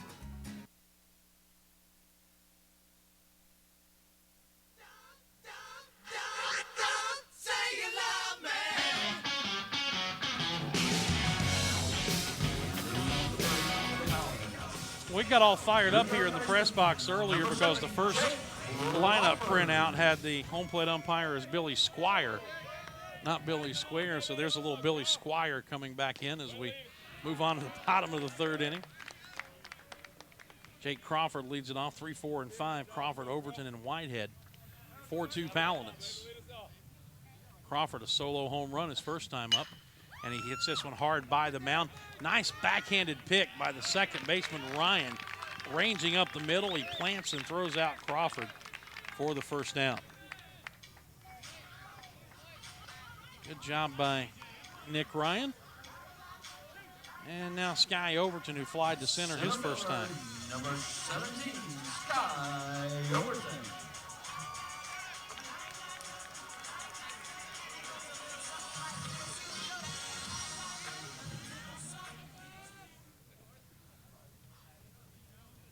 Yeah, Friday at 4:06 p.m.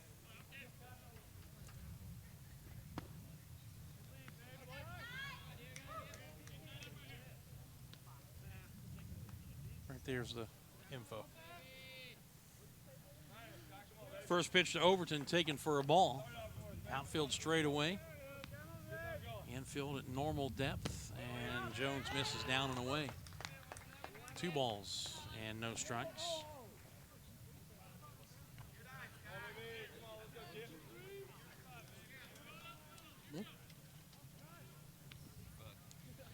Right-hander winds and delivers. There's a strike called. 2-1. Haven't mentioned it yet, but as always, we've got our email up and running if you'd like to drop us a line. FurmanBaseball@yahoo.com. FurmanBaseball@yahoo.com. Sky Overton chops one in the hole into left field, a base hit. Hit number 6 for the Paladins. He's a one-out base runner here in the bottom of the third, and Cam Whitehead will stride plateward. He hit the first pitch he saw leading off the second inning. Catcher, number 16. Out of here to straightaway left for his first home run of the season.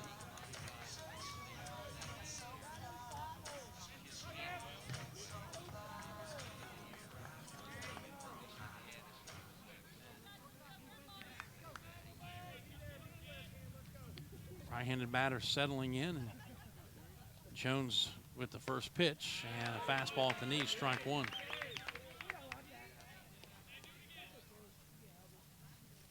Cam watching as Taylor Harbin runs through the signs down at the third base coaching box. The 0-1 misses inside to the senior catcher.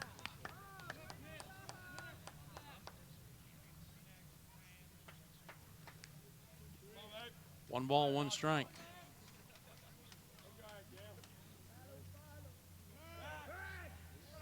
And a throw to first, and backhands first is Sky Overton.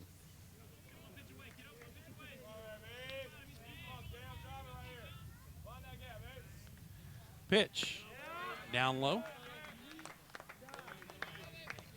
2-1 the count.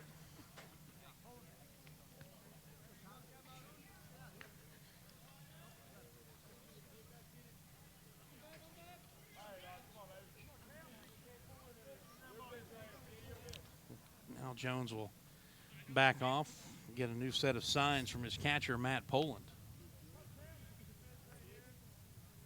The 2-1 pitch.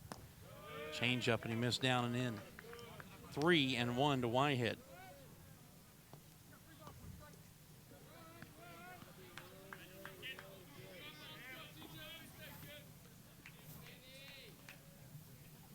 Cam in the driver's seat right now, looking for a pitch he can hit hard somewhere. Overton a short lead at first. The 3-1 is low, ball 4. And after the ground out by Crawford leading off the inning, the next two have reached. Overton on the single, Whitehead on the walk, and now here's Brandon Elmy. Doubled and scored in the second inning. He's 6 for 9 on this opening weekend. Furman has one midweek game this week, Tuesday at Presbyterian College. That's a 2 o'clock game. First pitch to Elmy, down and away a ball. We'll have the broadcast beginning at 1:45. Meanwhile, Dayton leaves here. They don't play in the midweek. Next Friday, Saturday, Sunday.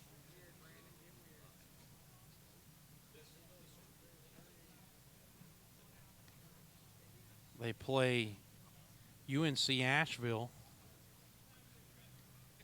on Friday at Wofford. On Saturday, they play at USC Upstate. And on Sunday, they go back to Wofford and play Georgetown.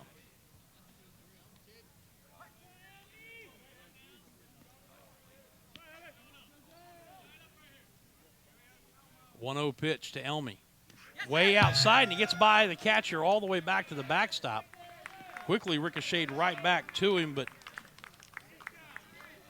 both runners advance in the wild pitch, and now a base hit for Elmy. Could drive in 2 more.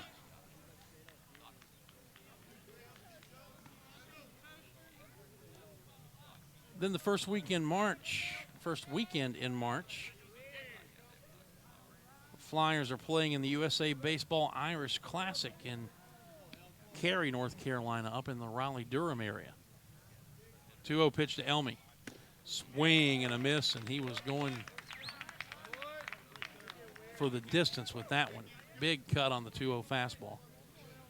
They play UMass Lowell on Friday, William and Mary Saturday, and Maryland on Sunday, March 3rd, 4th, and 5th. 2-1. Swing and a miss again, and again he was trying to hit one out of here. 2 balls and 2 strikes. Jabari Richards waiting on deck. 4-2 Paladins, bottom of the third. Second and third, 1 out for Furman. And a break-even pitch coming to Brandon Elmy. Here it is. And he swings and he hits it in the air. Shortstop backing. And he'll make the catch, Will Johnson, about 10 feet out on the grass. Obviously no advancement by the runners, so now it'll take something with 2 outs. Off the bat is Jabari Richards, who walked and scored his first time up.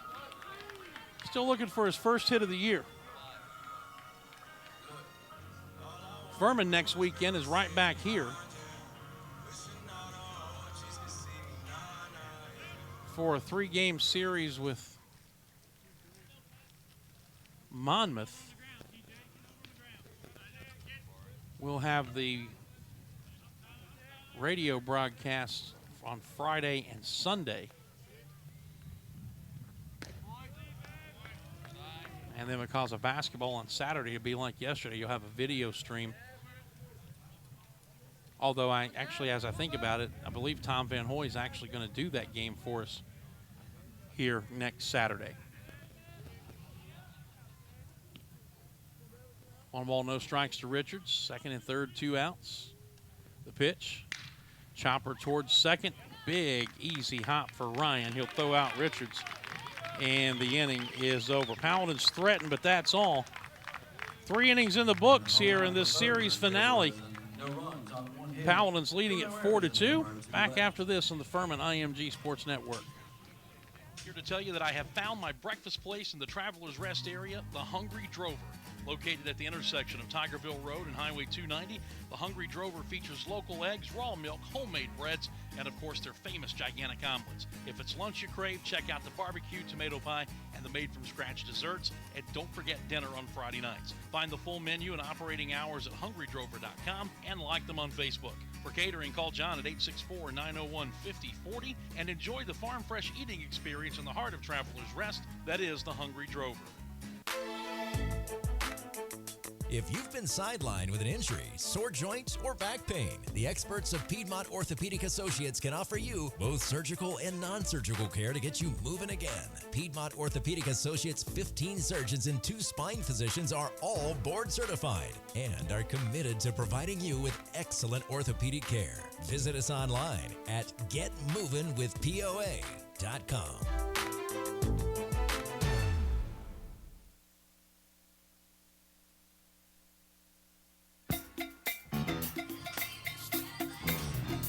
Tell you what,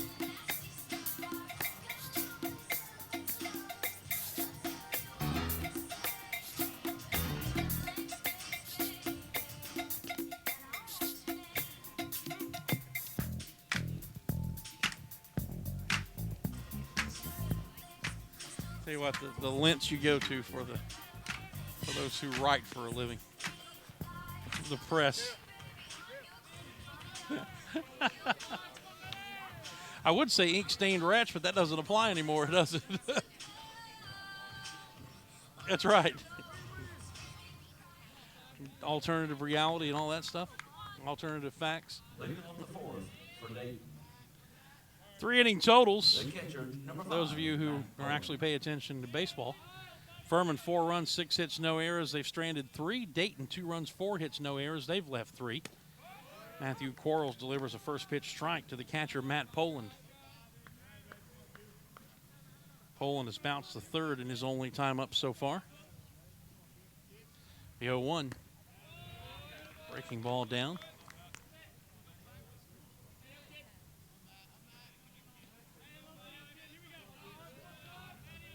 One ball, 1 strike. Quarles pitching. Just missed a little low with the fastball.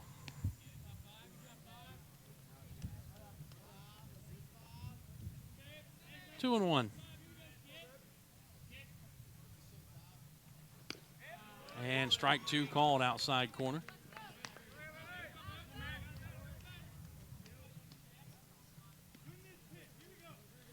Count even up at 2 balls and 2 strikes. Quarles nods the okay, winds the break even. He just got a piece of it, nubbed it foul off the screen down near our field mic.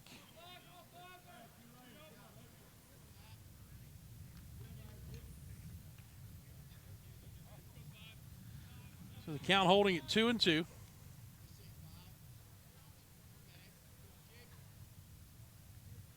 Pitch. Buzzed him upstairs.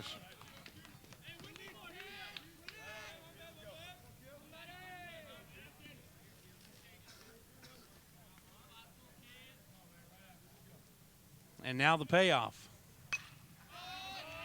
In the air, but foul and out of play down the right field line. Again, our email address, furmanbaseball@yahoo.com. If Twitter's your thing, Dan Scott Show.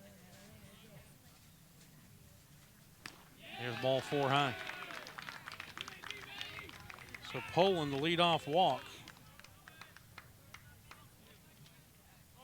Second walk for Quarles. And now here's Mitch Coughlin, who homered the other way to right his first time up.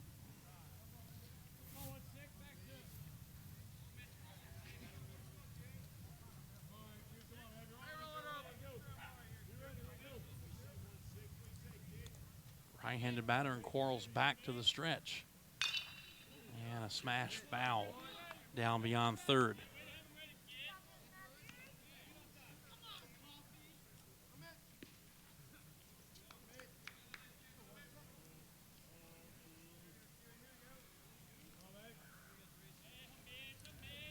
Starting to get some stirring around down in the Furman bullpen. That was pitch number 76 for Quarles. Here's another drive into deep right field. Webble on the run, reaches up and makes the catch as he steps onto the warning track. Nice running catch by Webble on another hard hit ball by Coughlin.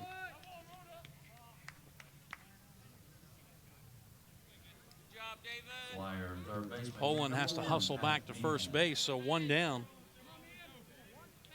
for Pat Meehan, the third baseman who flied to left his first time up. Again, he's starting at third base for Cale Deneen, who started the first two games. First pitch to him is off the plate outside a ball.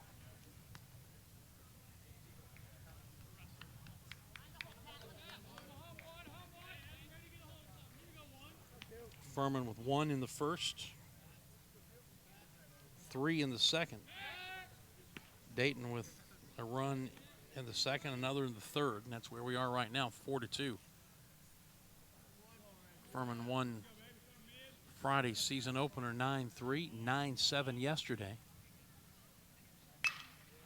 That one's hit hard back into center field. Overton on the run. He's not going to get there. It's off the wall. Retrieves it, gets it back into the infield, but not before. Poland comes all the way around to third, and Meehan into second base with a stand-up double. And for the second straight inning, they've got the tying runs in scoring position with only one out. Last inning, in that situation, Quarles struck out Tate Hagan and Brian Wood back-to-back to escape without any further run scoring. Now he's faced with that situation again, and Brantley Johnson, the number 9 hitter, coming up.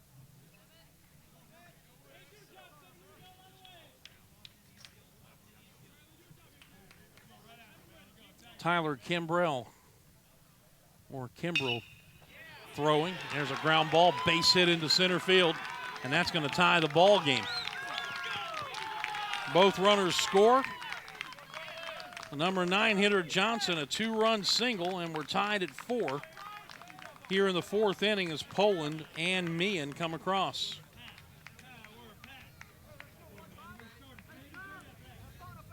Second baseman, number 15, Nick Ryan. First 2 RBIs of the career for the freshman Brantley Johnson.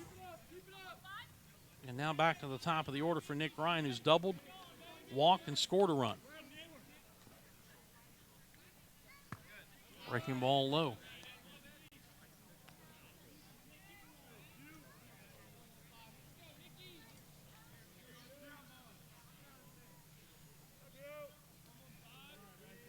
So the walk, the fly ball to right, the double, the single has produced 2 runs.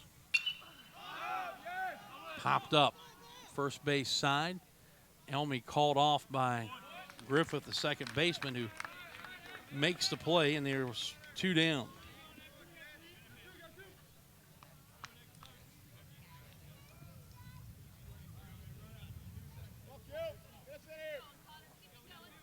Right fielder, number 3, Connor Eccles.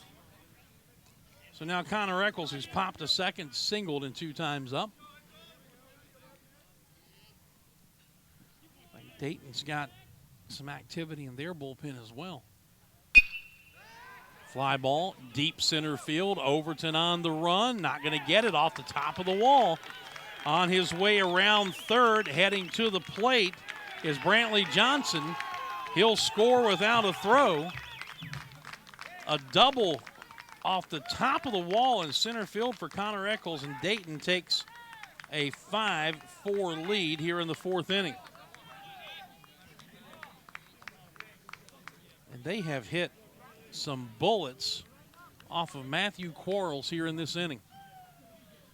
Here comes Brett Harker, and that's going to be all for the senior right-hander. The call has gone down to the bullpen. We'll have the first Atlanta Bread Company pitching change of the day. And we'll tell you about the new Paladin right-hander when we come back after this. Don't go away. State of falling behind? Struggling to keep up with your kids, finances, insurance? Then let State Farm agent Steve Borkland in Travelers Rest help you simplify and get to a better state. Because with Steve handling your auto, home, and life insurance, you'll have more time for everything else. More money, too, because adding State Farm policies could mean earning discounts worth up to 40%. That's money Steve can help you put towards a college savings plan. Call State Farm agent Steve Borkland today and get to a better state with State Farm. At SC Telco Federal Credit Union, we're passionate about helping to improve the financial lives of our members. SC Telco is the first financial institution in South Carolina to offer a price-linked savings account. The Save to Win account allows members to save money, earn interest, and have the chance to win cash prizes. When you're in front of us, you're the only person that matters. Find a location near you at sctelco.com. SC Telco looks forward to serving you. SC Telco is federally insured by the National Credit Union Administration.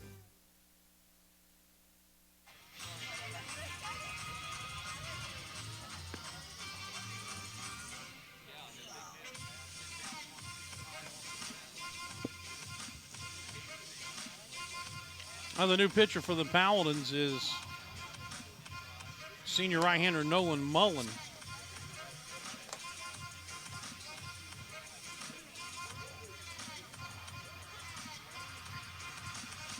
Mullen, after pitching sparingly his first 2 years, became a prominent part of the bullpen a year ago. Had 5 saves in the first half of the season. Then when Jake Crawford became the closer, he moved into the setup role and performed very well there. Always has a flair, it seems, for the dramatic.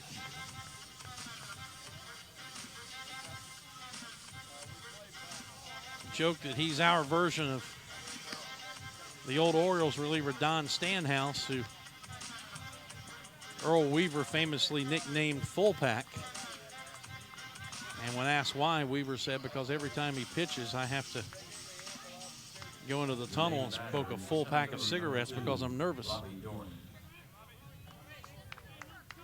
But he'll come on now with a runner at second, 2 down. Dayton has scored 3 times in the inning to take a 5-4 lead. And he'll face number 3 hitter Robbie Doring. And the first pitch hits him in the helmet. It's a breaking ball that didn't. And Doring's okay. He'll trot on down to first base. And now Tate Hagan will bat. Hagan's flied to right and struck out looking in 2 times up. Inning began with Poland drawing a base on ball as Coughlin out on a fine running catch to deep right center by David Webble, but then Meehan doubled over the head of Overton in center. Johnson singled in 2 runs after Ryan popped out. Eccles doubled over Overton's head off the top of the wall to drive in the go-ahead run. That was all for Matthew Quarles, and Mullen hit Doring with his first pitch. And now 1 ball, 1 strike to Tate Hagan.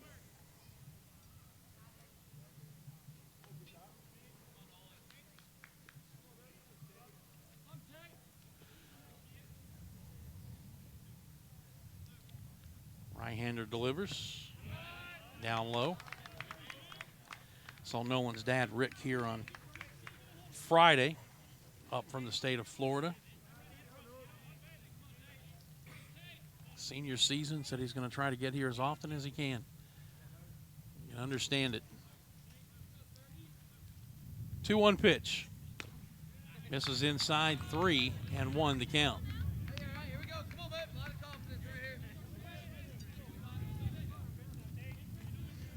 So he's a pitch away from loading the bases with another left-handed hitter, Brian Wood, on deck. 3-1. And it's in the air, left center field. Grote on the run, looking up, it's gone. Tate Hagen's first collegiate hit, a 3-run home run that got out of here over the 350 sign in left center field. And it has turned into a huge inning for the Flyers. They lead it 8-4.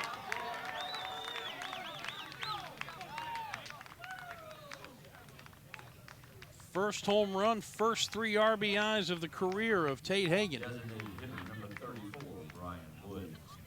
You can close the book on Quarles now. 3 2/3 innings, 7 hits, 6 runs earned, 2 walks, 3 strikeouts, and threw 83 pitches.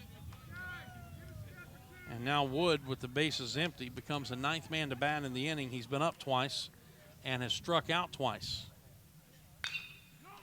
And there's a ground ball past a diving Elmy into right field, a base hit.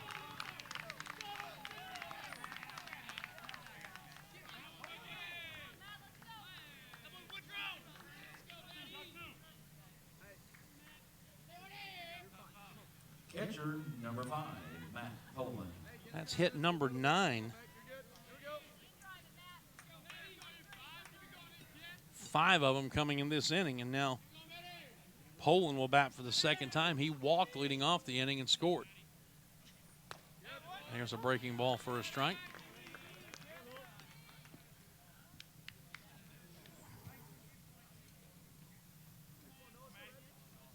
So what was a 4-1 lead for Furman, now they trail at 8-4 on the strength of a run in the third, and now 6 here in the fourth for the Flyers.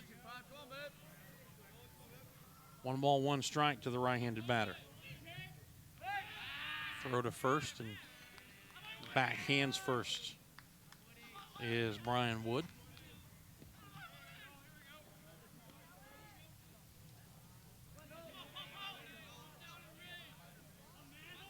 Pitch, low and away.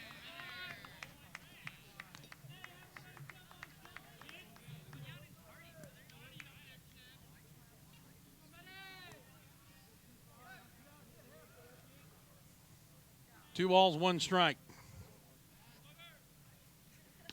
And there's strike 2 called. Outside corner, good fastball from Mullen. Evens the count up at 2-2. With Mitch Coughlin waiting on deck. The payoff pitch. And he lays off the breaking ball. And the count's full at 3-2, so with 2 outs, Wood, the runner at first, will get a head start. Brandon Elmy will play behind him. There he goes. The payoff pitch is chopped foul, third base side.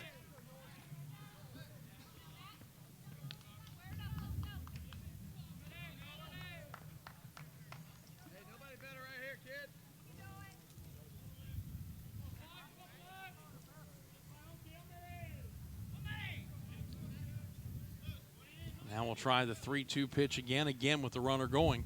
And he struck him out swinging. Got him to chase a fastball up and in.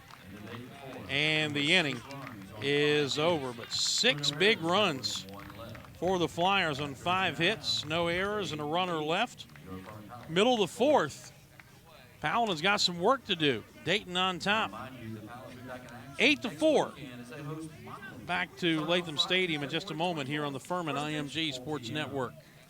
When you go in search of a fence company, what's your criteria? Experience? Trust? A company that gets it right the first time and stand behind its work? Then your search is over. Faulkner Fence has been Greenville's fence company for more than 40 years. Ed Faulkner started the business, and now son Todd continues the tradition of excellence. So regardless of your fencing needs, commercial, industrial, or residential, trust the company that Greenville has trusted for over 4 decades. Faulkner Fence, 864-271-4626, or online at FaulknerFenceCompany.com. Let me tell you something, Cowboy. This rookie can really bring the heat. He's smoky and spicy with a Chipotle style all his own. It's a new Montgomery Inn Chipotle barbecue sauce. Make it a part of your home team. Available now at your neighborhood grocer or online at CincyFavorites.com.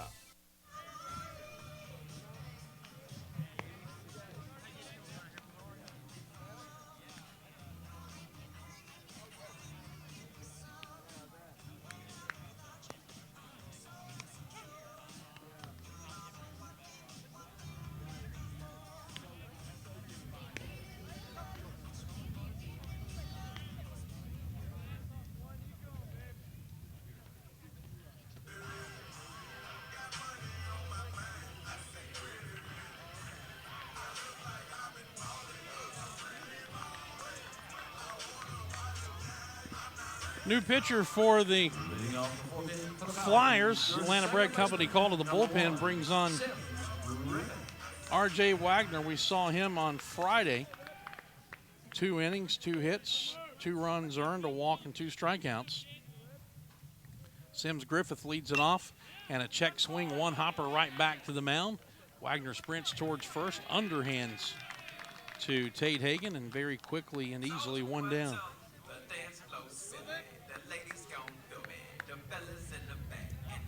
Starter Tyler Jones, 3 innings, 6 hits, 4 runs earned, 2 walks, a strikeout through 47 pitches.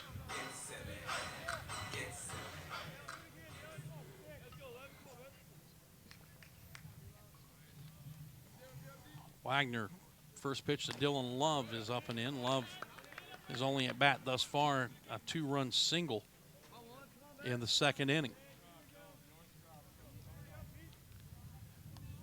Furman going to have to play comeback, down 4 runs now. Love, a big swing and a foul.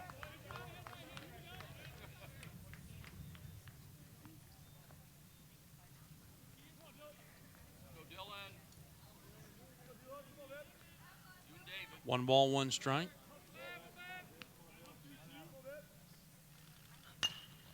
And a slow chopper, third base side, charging is me, and bare hands throws, but not in time. Ball ricocheted off the glove of the first baseman, Hagan. Rolled out towards the second base position, but no further advancement possible for Love. So he's 2 for 2, and now David Webble, who's grounded the third and singled in 2 times up.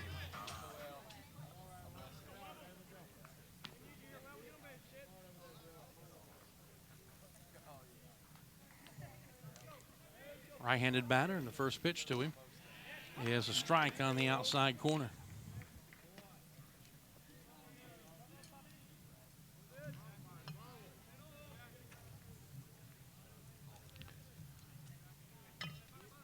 Wagner sets and delivers. Breaking ball down and away. Good stop by Poland. That pitch in the dirt. Scores of other games in the SoCon. We update the scoreboard. 1 final. George Mason just destroyed VMI today, 21-1 in Wilmington, North Carolina. Webble takes it high. Central Michigan, East Tennessee State, scoreless top of the 3rd. Mercer trails Maryland Eastern Shore 1-0 top of the 3rd. Throw to first base, and Love back hands first. Those are the only games with any scores to them right now.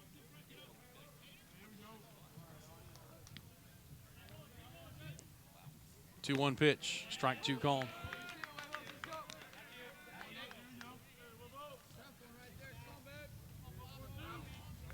Two and 2 the count. Carter Grote waiting on deck.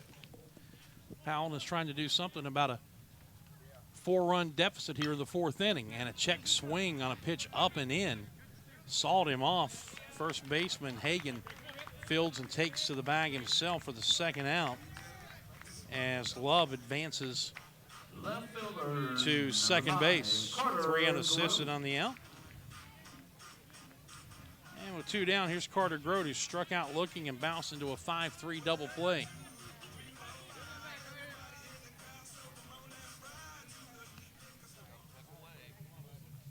So he hit now and gets one of the runs back.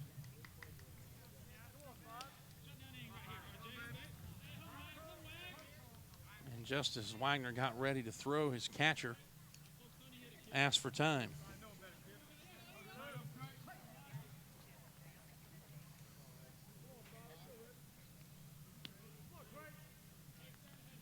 Now the right-hander ready to go. And the first pitch down low, a ball.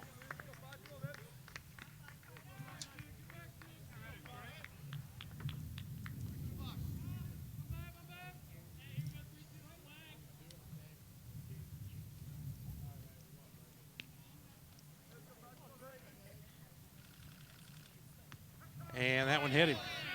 Oh, but they're going to make him stay in the box. They say he didn't try to get out of the way of it, kind of leaned into it. And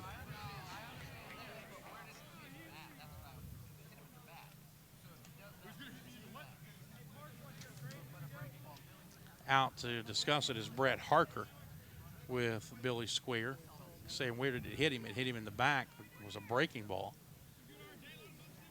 Carter didn't make much of an effort, if any at all, to get out of the way of it, but Brett's argument apparently is that it was a breaking ball. It wouldn't have mattered because of where it was located.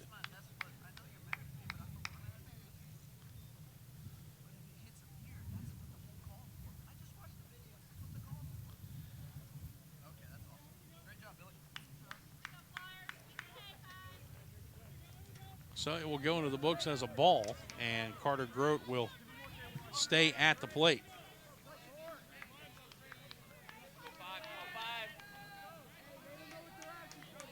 Two balls and no strikes. Runner at second, 2 down. Wagner pitches, and he swings and he hits it in the air to center. Starting back was Doring. Now coming on, and the ball drops.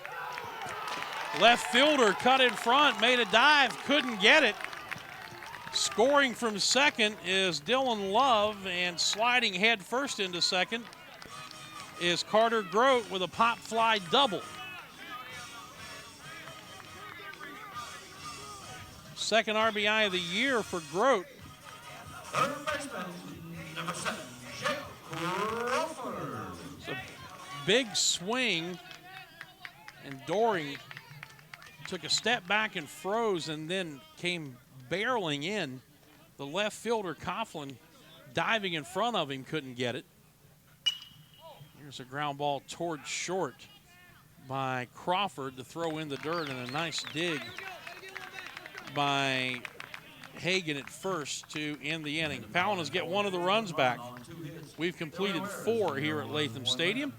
Furman trails at 8-5. This is the Furman IMG Sports Network.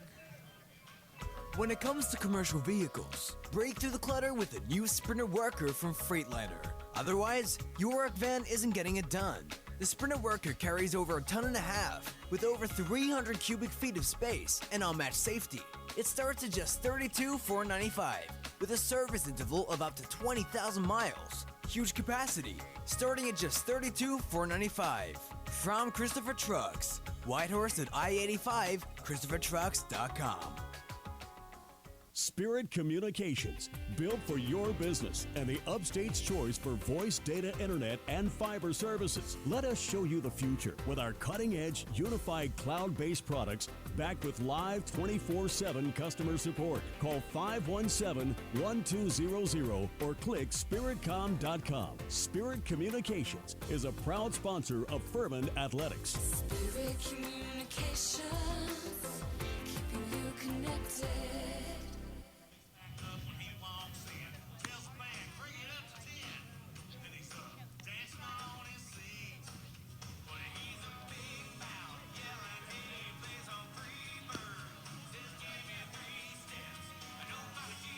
Now pitching for the Paladins, number 35, junior right-hander Tyler Kimball.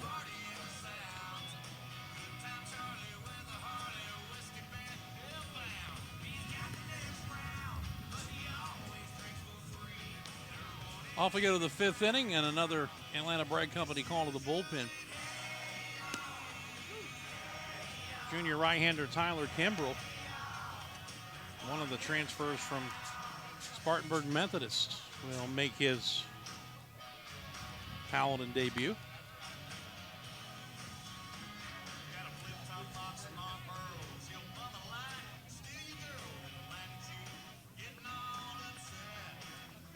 Nolan Mullen, a third of an inning, 2 hits, 2 runs. Struck out 1 and hit a batter. Left fielder number 16, Mitch Coughlin. So it's 8-5 now after Furman gets a run back. Still trailing it by 3, and Kimbrell's job is to hold it right there. First pitch to Coughlin.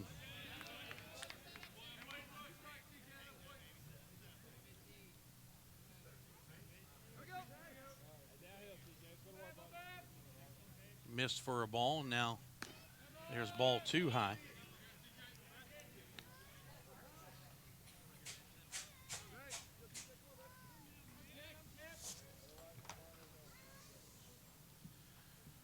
Right-hander winds and delivers. Strike called on the inside corner. Crawford about even with the bag and out at the cutout. Now a step or so behind the bag as he backs up a bit. 2-1 pitch. Lined in the left center field. Overton coming on, diving, and did he get it? He did. Put a star by that one. Guy Overton takes one away from Coughlin. And there's one down. Third baseman, number 1, Pat Meehan.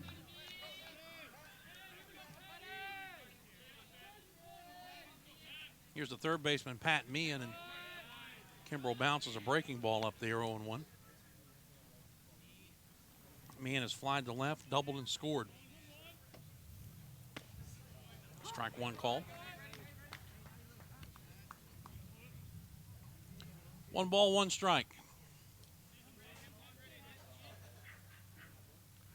Kimbrell pitches. Meehan shows bunt, takes it low and away.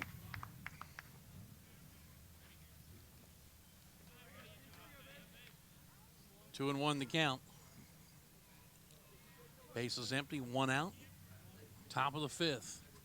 Strike 2 called. And the right-hander evens it up at 2-2. Dayton leads at 8-5. Break-even pitch, and he missed low. 3-2 to the number 8 hitter, Pat Meehan.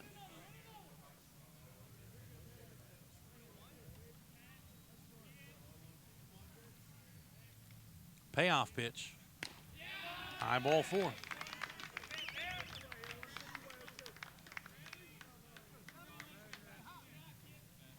Shortstop, number 7. So 1 out, 1 on. Here's Brantley Johnson.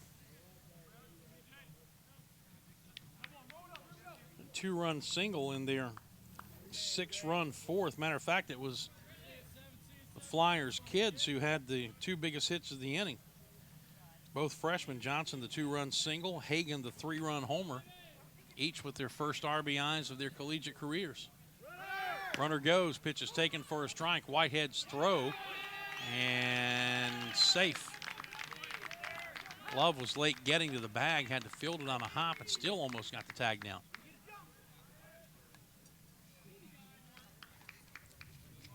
So runner in scoring position now with 1 out after the stolen base.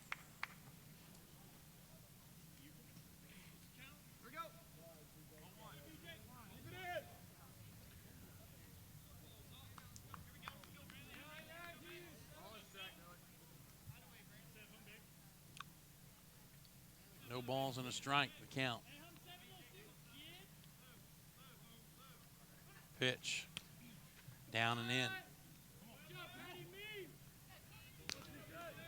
Boy, Meehan being really aggressive out there at second base. Now Sims Griffith will jog in and have a quick word with Kimbrell and then head back to his spot.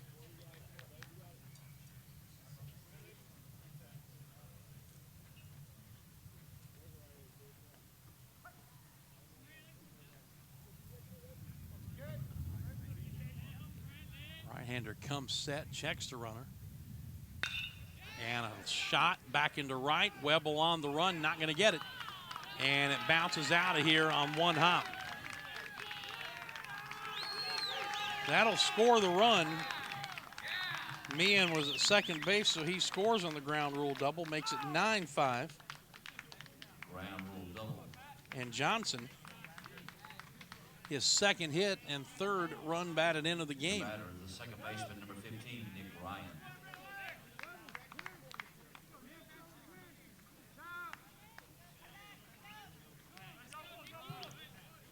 So back to the top of the order for Nick Ryan.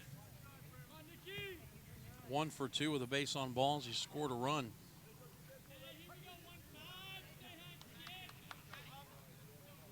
Mentioned Kimbrell. Spartanburg Methodist product. 6'6", 225-pound junior. Mount Pleasant, South Carolina native. Went to Wando High School down there. First pitch, a strike to Ryan. There's a ground ball to short. Love goes down with the backhand throw in the dirt, and it gets by Elmy. Bounces off of the retaining wall. Elmy recovers, throws down to second, not in time to get Ryan. Johnson holds up at third, so a throwing error on the Paladins shortstop. And you've got him at second and third, and still just one out in the inning. Love had started toward the bag as the pitch was being made, had to reverse quickly back to his right, go down to the ground as he made the stab, got up, had time, and simply threw the ball in the dirt, and it handcuffed Elmy.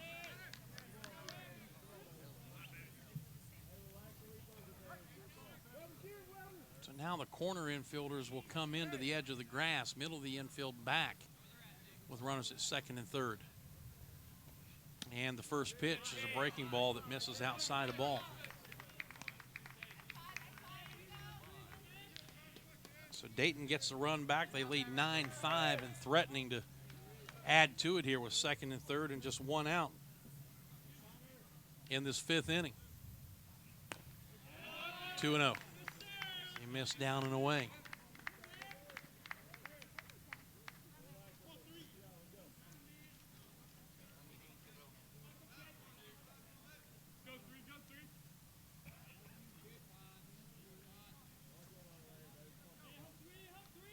Right-hander pauses at the letters, pitches, strike called.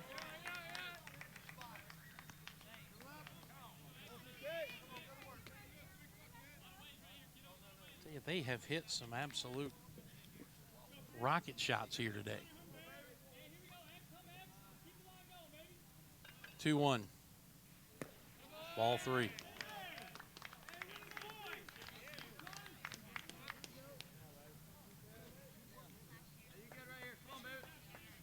The other thing that does not make for a great outing and a long time on the mound is when you're constantly pitching behind in the count. Foul out of play, 3-2. Of course, Quarles had a number of hitters that he got ahead of 0-2, 1-2, and couldn't put them away. Payoff pitch, and it's fouled out of play right side again.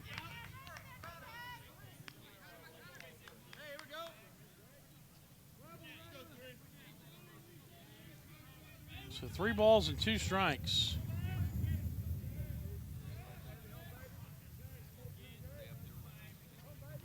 Second and third. And now Eccles will step out.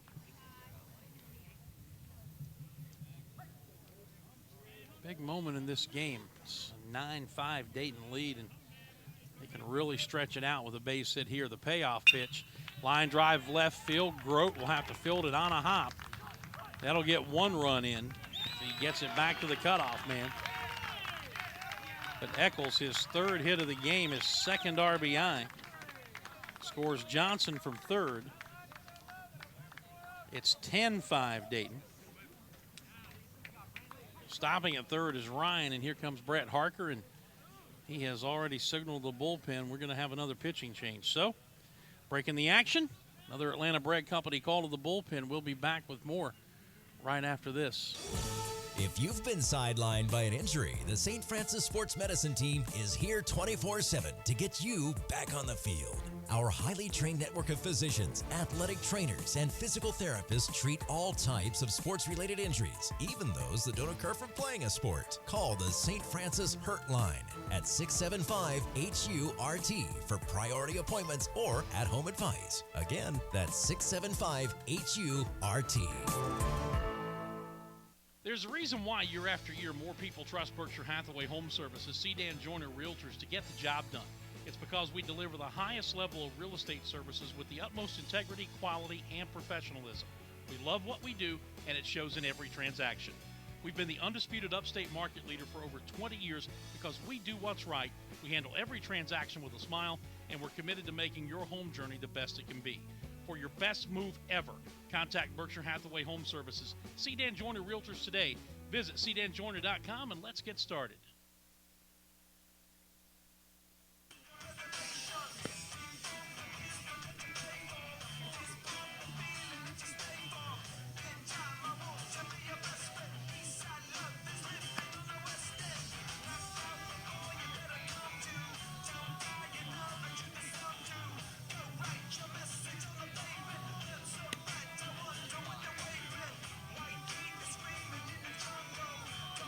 Billy Greenfield on for the third time in as many games.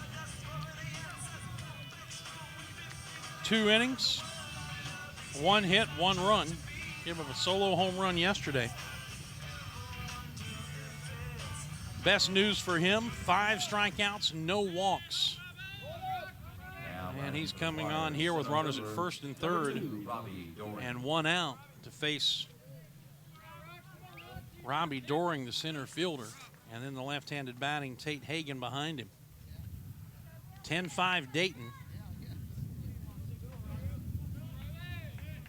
2 runs in the inning, and they've still got him on the corners with only 1 out.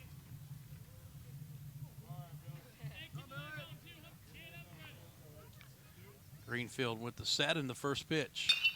And it's hit in the air, deep left, but it'll stay in the ballpark. Grote, step away from the warning track. Gets it back in, scoring from third on the sac fly is Ryan. And it's 11-5 Dayton.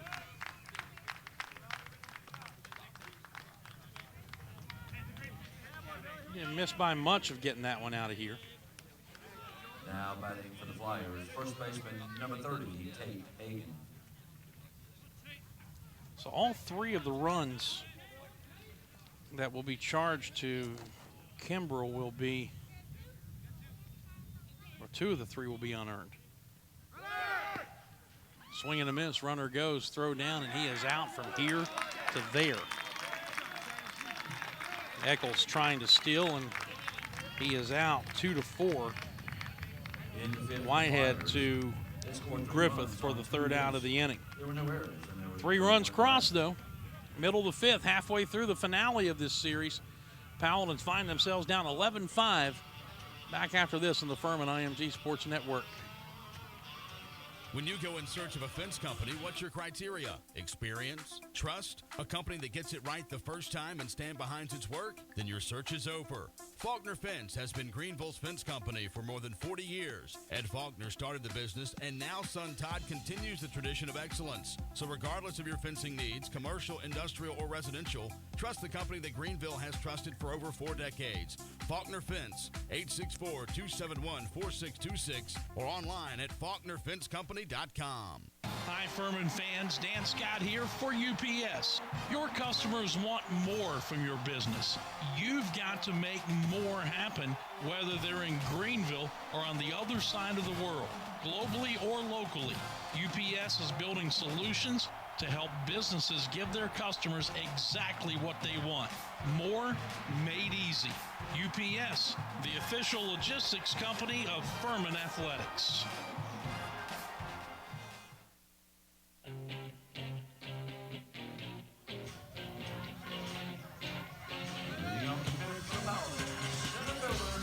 All right, the Paladins got some work to do now. 6-run hole they're in at 11-5 as we move here to the bottom of inning number 5. Middle third of the batting order, Overton, Whitehead, and Elmy against R.J. Wagner. Came on in relief to begin the last inning and gave up a run.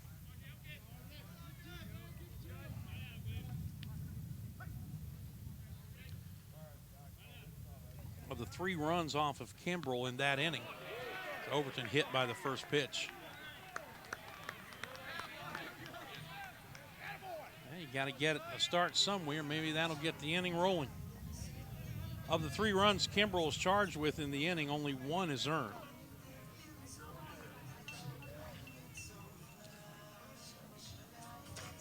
Paladin catcher, number 16, But he goes a third of an inning, 2 hits, 3 runs, 1 earned, 1 walk, no strikeouts. Here's Whitehead, who's homered, a solo shot leading off the second, and walked in 2 times up. And Wagner's fastball is up and in, ball 1, and very quickly the catcher, Poland, will jog out to the mound to talk to his right-hander.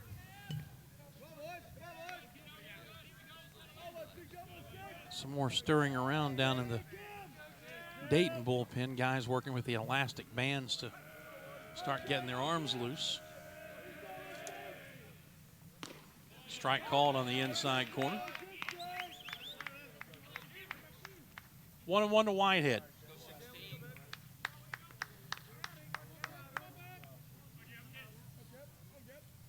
Pitch. Swing and a miss. Snap throw down to first. Look out. Just barely able to get back with a dive was Overton. Whitehead was spinning on that pitch. He ended up on the other side of home plate. Behind in the count 1-2.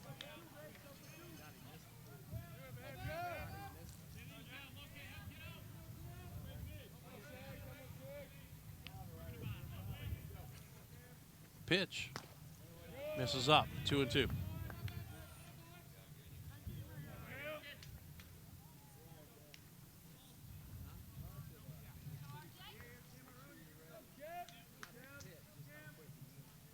Now the right-hander sets after a quick check at the runner at first, and a breaking ball, 1 hop back to the mound. Wagner throws to second for 1 on to first, double play. 1-6-3, just like that. 2 outs and the bases are empty for Brandon Elmy. Number 43, Brandon Elmy.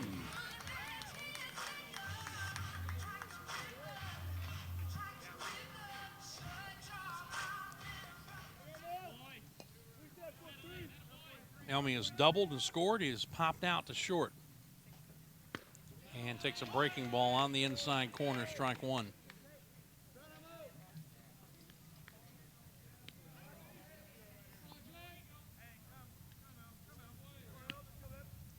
Wagner winds, the 0-1, low.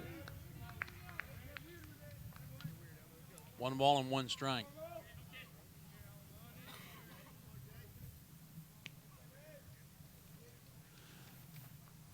There's ball 2 way outside.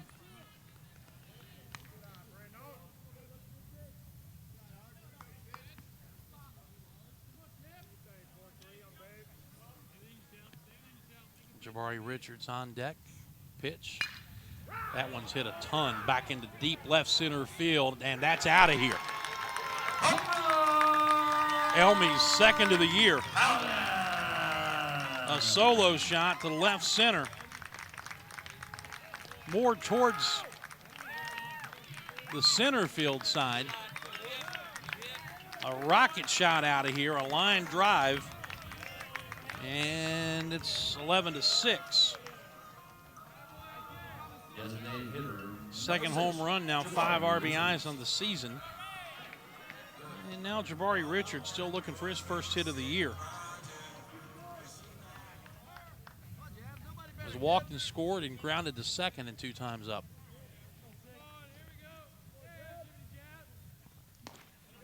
And he takes it low, ball 1.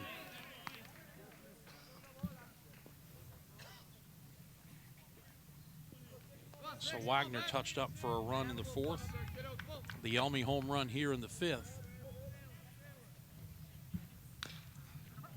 Richards spinning on that one, chops it over off the facing of the first base dugout.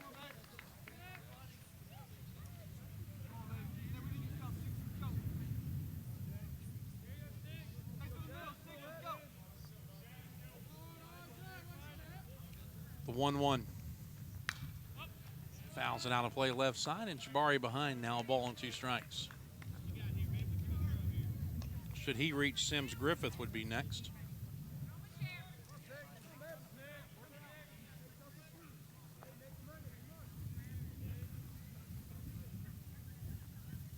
Right now, the difference in this game, the 6-run 4th inning that Dayton put up, they tacked 3 runs on in the 5th.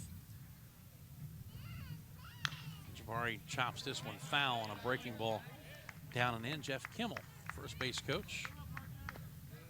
Filton on a hop, first-year volunteer assistant.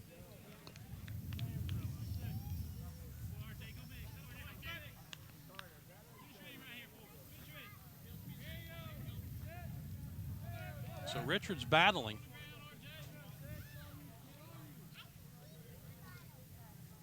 And now the 1-2 pitch again from Wagner. He winds and delivers. And it's down and in, 2-2.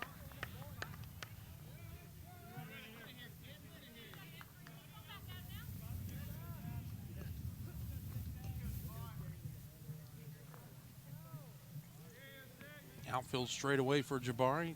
2-2 pitch. Reaches for one and punches it foul. So right now he's making Wagner work.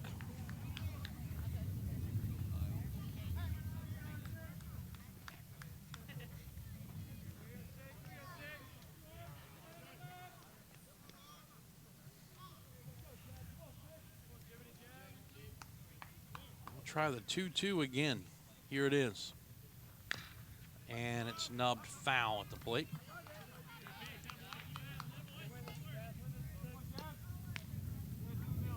So Jabari battling, trying to become a 2-out base runner.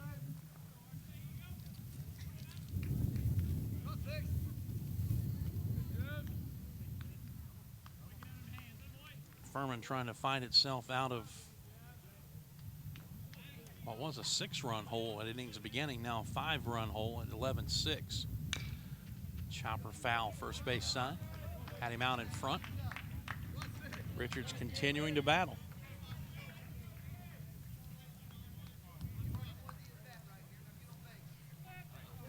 Foul ball after foul ball.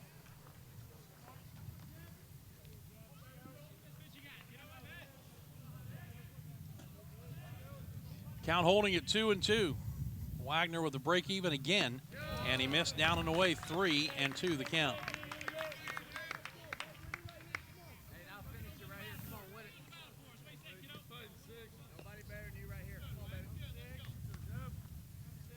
So quite the battle between these two. Richards taking a long time out of the box, now settling back in, taps the head of the bat on the plate. Now has it cocked and loaded. Wagner winds the payoff pitch, and it's fouled away. Just continuing to protect the plate and battle.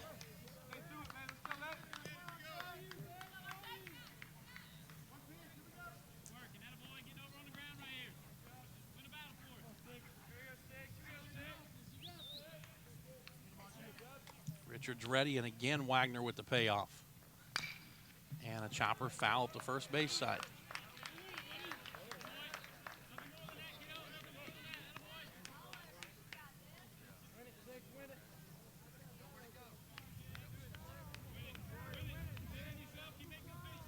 This is just a classic pitcher versus batter battle. Wagner throwing strikes, making good pitches. Richards just refusing to give in at the plate. The 3-2 again, and he struck him out swinging. Wagner pumps the fence, wins the battle, and the inning is over. They get a run on the home run by Elmy. 5 innings complete. Furman trails at 11-6. We'll be back after this on the Furman IMG Sports Network.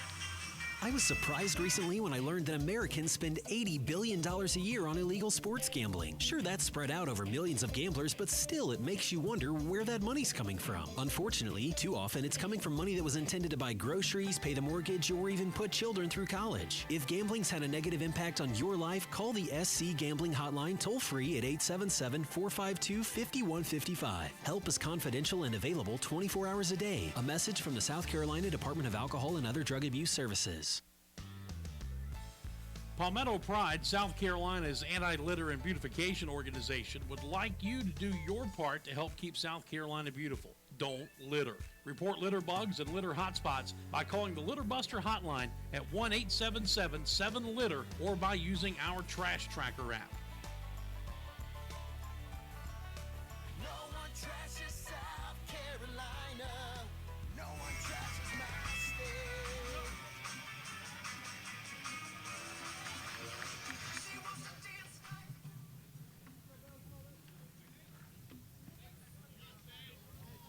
Billy Greenfield on for his first full inning of work. Came on to get the last 2 outs of the last inning. Faced the middle third of the batting order for the Flyers, and his first pitch to Tate Hagan is in for a strike.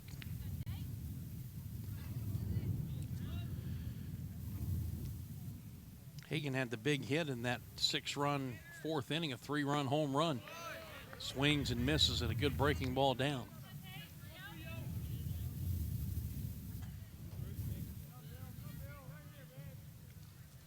No balls and 2 strikes. The pitch. And he struck him out swinging. 3 pitches, and see you later.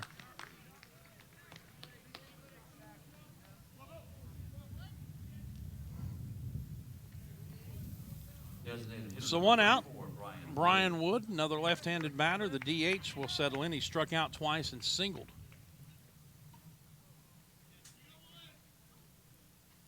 Greenfield's first pitch to him. He tried to bunt and offered at it and missed. Strike 1.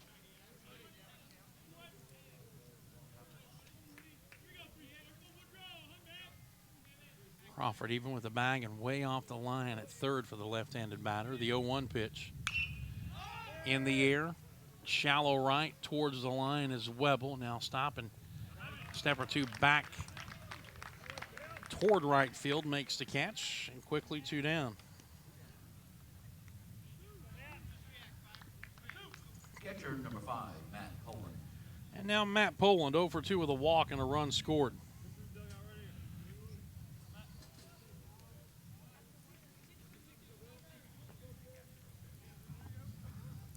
Right-handed batter in the first pitch.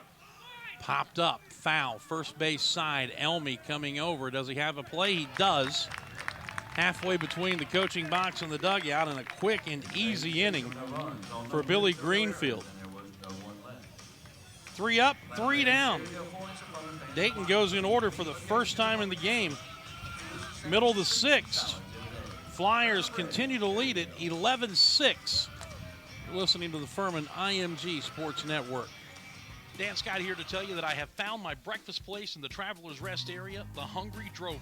Located at the intersection of Tigerville Road and Highway 290, the Hungry Drover features local eggs, raw milk, homemade breads, and of course their famous gigantic omelets. If it's lunch you crave, check out the barbecue, tomato pie, and the made-from-scratch desserts. And don't forget dinner on Friday nights. Find the full menu and operating hours at hungrydrover.com and like them on Facebook. For catering, call John at 864-901-5040 and enjoy the farm fresh eating experience in the heart of Travelers Rest. That is the Hungry Drover.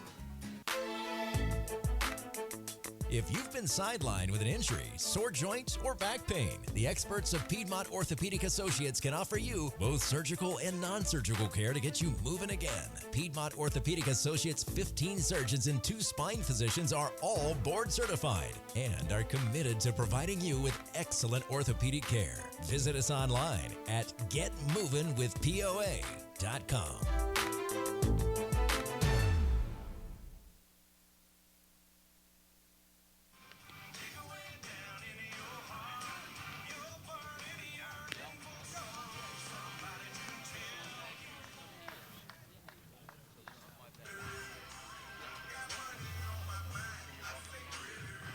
Bottom 6, 8, 9, and 1 in the Paladins batting order. Griffith Love And Webble, R.J. Wagner, his third inning of relief work about to begin. He's given up a run in each of the first two. And first pitch to Griffith is swung on and hit high and deep, straight away left field. It's gone. Didn't waste any time. Jumped on a first pitch fastball, turned on it, and hit it out of here to straightaway left. And the Paladins draw a run closer. As he rounded third base, he took his batting helmet off and tipped it at somebody. I'm hoping it was somebody up in the stands that he knows and he wasn't taunting the Dayton dugout. And there's a pitch, a breaking ball up high, and it got Dylan Love. And he'll trot on down to first base.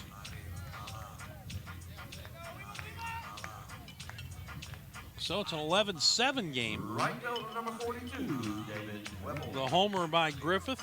Love hit with the very next pitch. Interesting. And now David Webble, 1 for 3. The leadoff hitter will step in. First pitch to him is swung on and grounded by the mound, right to the shortstop with a country club hop near the bag, and that is a 6-3 double play.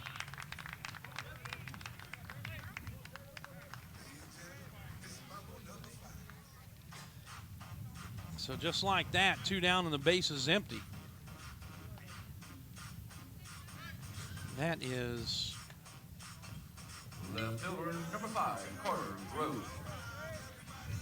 the third twin killing that Furman has hit into this game. Here's Carter Grote. Takes a strike. He's grounded into a 5-3 double play himself, struck out looking his first time up and had the pop fly RBI double off Wagner in the fourth. Pitch is outside.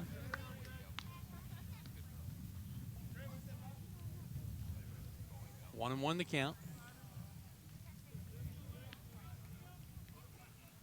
Wagner winds and delivers, breaking him on the dirt.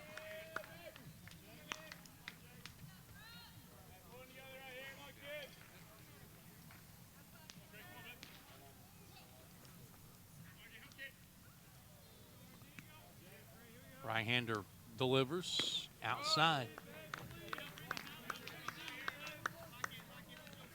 3-1 to Grote.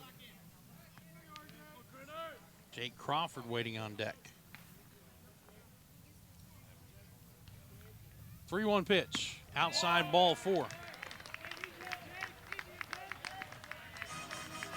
So now Crawford, who homered his first time up, since then has grounded to second, grounded to short. We got action, double barrel action down in the Dayton bullpen. Number 7, Jake Crawford.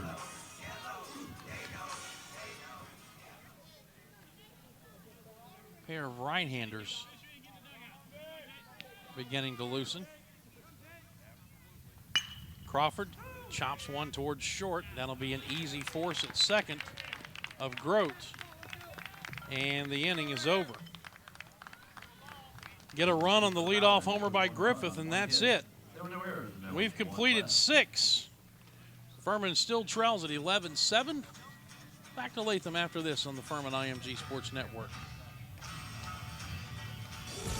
If you've been sidelined by an injury, the St. Francis Sports Medicine team is here 24/7 to get you back on the field. Our highly trained network of physicians, athletic trainers, and physical therapists treat all types of sports-related injuries, even those that don't occur from playing a sport. Call the St. Francis Hurt Line at 675-HU-RT for priority appointments or at-home advice. Again, that's 675-HU-RT.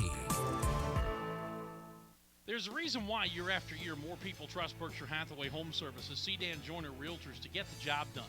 It's because we deliver the highest level of real estate services with the utmost integrity, quality, and professionalism.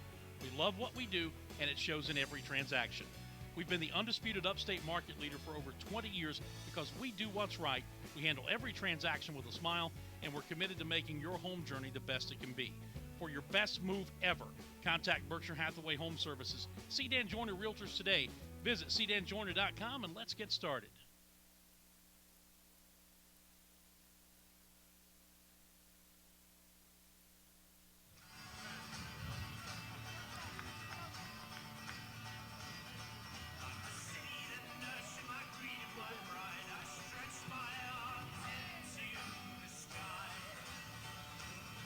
Off the seventh, the Flyers. Left 6 inning totals. Dayton 11 runs, 11 hits, no errors. They've stranded 4.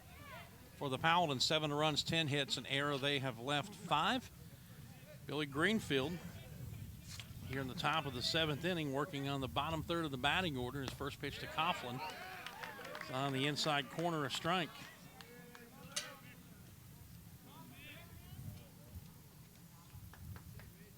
Lefty winds and delivers. Popped up. Shallow center field. Overton coming on. Griffith going out. Overton calls him off and makes the catch. And there's one out. All 5 batters Greenfield has faced, he's retired and actually got credit for the 6th out. A 6th out when Connor Eccles was thrown out trying to steal for the 3rd out of the 5th inning after he'd come on in relief of Tyler Kimbrell. Here's Pat Meehan, and he takes it upstairs a ball. He's flied to left, doubled and scored, walked and scored.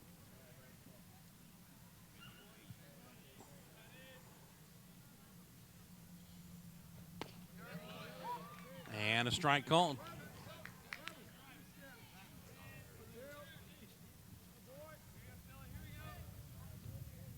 One ball, one strike.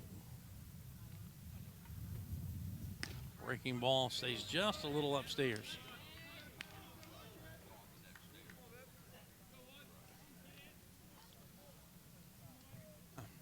Two and one to the right-handed batting third baseman. And a little squibber. Oh, that one ate up Brandon Elmy. Kind of got him on an in-between hop, and that'll be an error on the first baseman.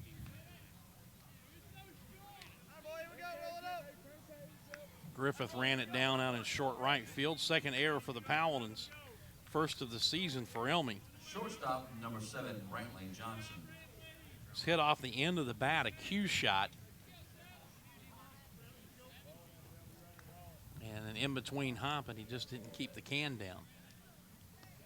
So now Johnson, the number 9 hitter, 2 for 3 with 3 RBIs and 2 runs scored. And a breaking ball, strike one called.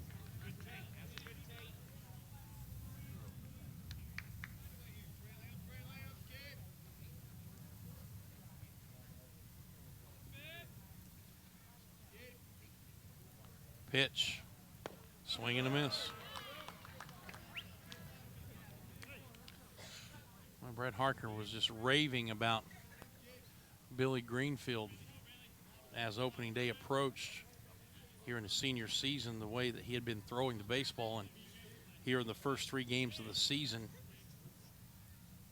has done nothing to change that opinion. Tapper foul.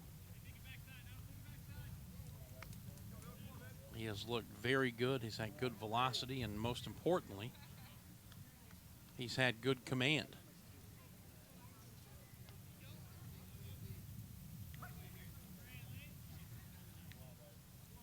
No balls and 2 strikes. And a little throw over to first base. Meehan had a short lead, and just an easy step back.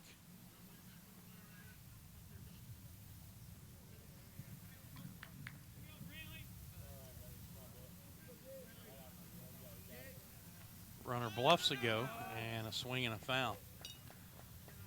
Going through some scores a little while ago and got a note from our buddy Clayton Gibson. Looks like, barring a big comeback in the final 3 innings, Clemson's in danger of losing 2 out of 3 to Wright State to open the season. Lost the opener, and they're down 6-1 in the 7th today. Pitch just missed on the inside corner. 1-2 the count. Leadoff hitter Nick Ryan waiting on deck.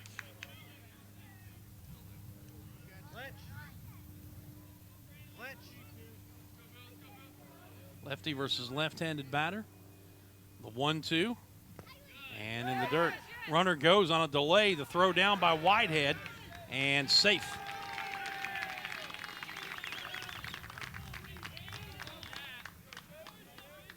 Close play. But a delayed steal. Meehan in at second base, and the count evens up at 2-2 on Brantley Johnson.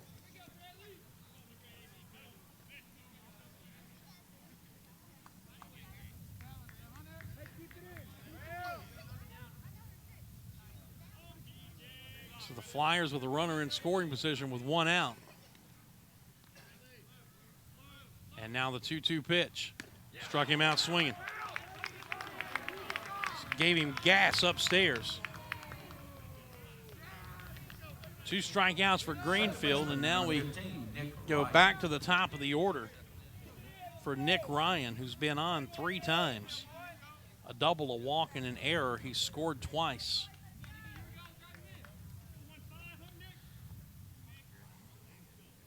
East Tennessee State, Central Michigan tied 5-5. Bottom of the 6th inning up in Johnson City. Breaking ball strike to Ryan. Greensboro, a 1-0 lead at South Carolina, bottom of the 7th. Mercer and Maryland Eastern Shore tied 4-4. Bottom 7. 0-1 pitch, swing and a miss, strike 2. Wofford trails at Florida A&M 5-2. Top of the 6th.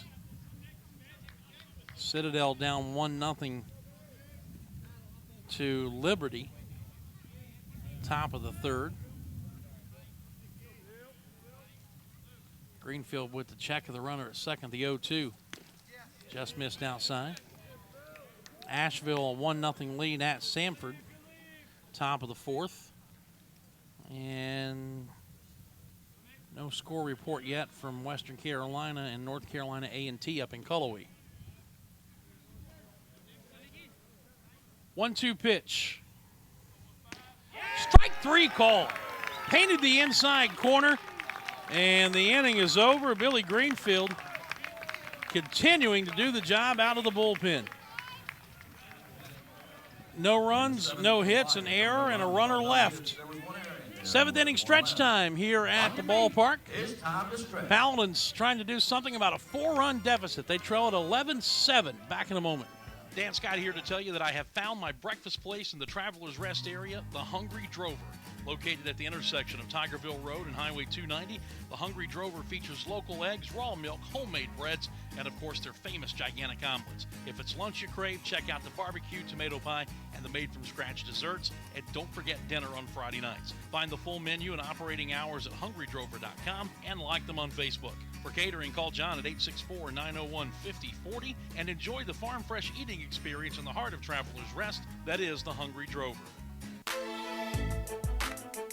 If you've been sidelined with an injury, sore joint, or back pain, the experts of Piedmont Orthopedic Associates can offer you both surgical and non-surgical care to get you moving again. Piedmont Orthopedic Associates' 15 surgeons and 2 spine physicians are all board certified and are committed to providing you with excellent orthopedic care. Visit us online at getmovingwithpoa.com.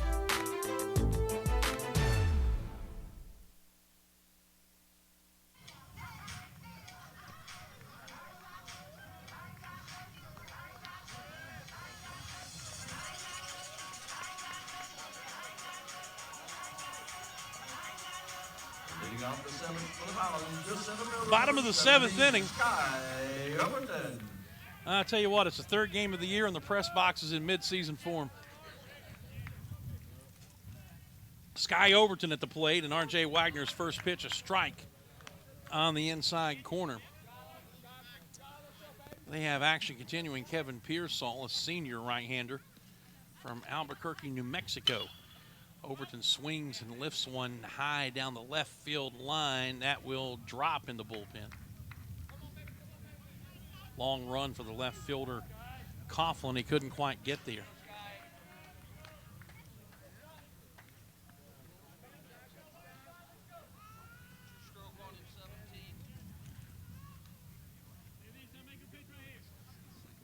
And also throwing, it looks like Masashishi Sakamoto.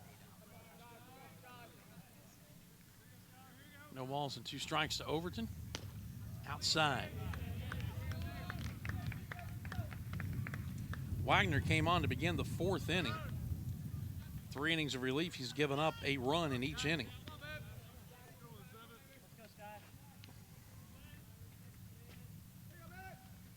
And that one hit him. Breaking ball that backed up and got him right in the middle of the 1 and the 7 on the back.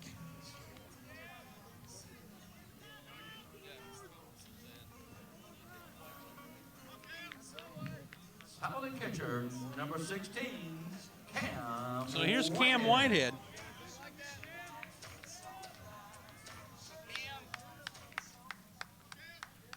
Whitehead has homered, he's walked, and he's bounced into a 1-6-3 double play.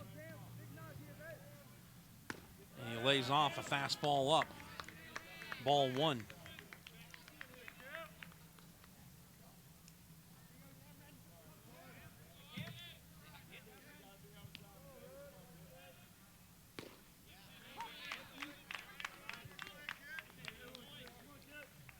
Strike 1 called. 1 ball and 1 strike.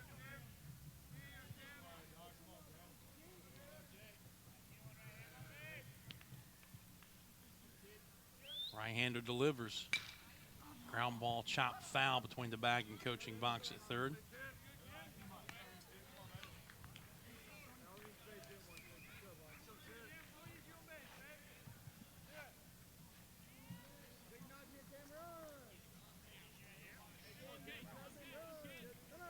Being told that, wondering about the tip of the cap on the home run that Griffith gave as he rounded third.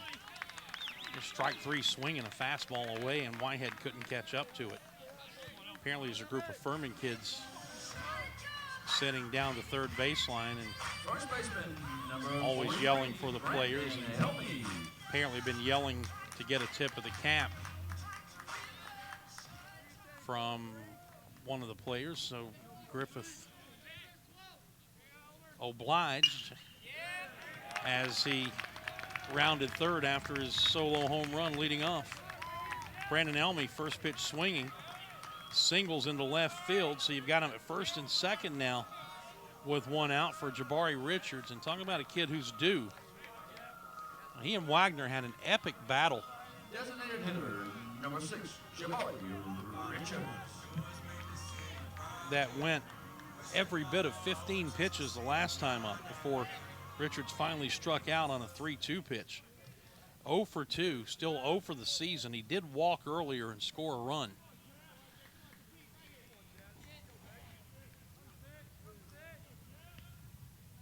Wagner ready to go, and his first pitch to Richards. High, ball 1.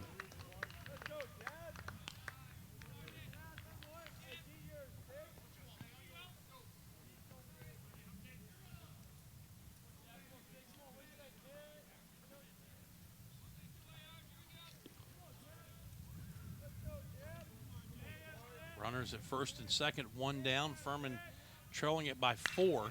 And there's a line drive into left field, caught by Connor Eccles down about shin high. A sinking line drive, and Edwards' tough luck continues, or Richards rather. Second baseman, number 1, Sam Griffith. Now here's Griffith, who's had a good day at the plate, a sacrifice bunt that set up a 2-run single his first time up.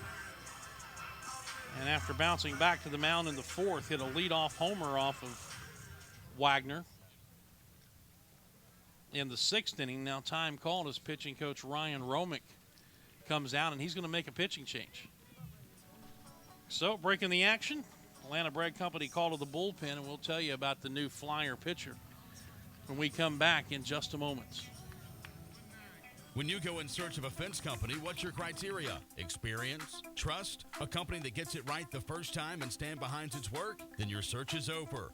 Faulkner Fence has been Greenville's fence company for more than 40 years. Ed Faulkner started the business, and now son Todd continues the tradition of excellence. So regardless of your fencing needs, commercial, industrial, or residential, trust the company that Greenville has trusted for over 4 decades. Faulkner Fence, 864-271-4626, or online at faulknerfencecompany.com.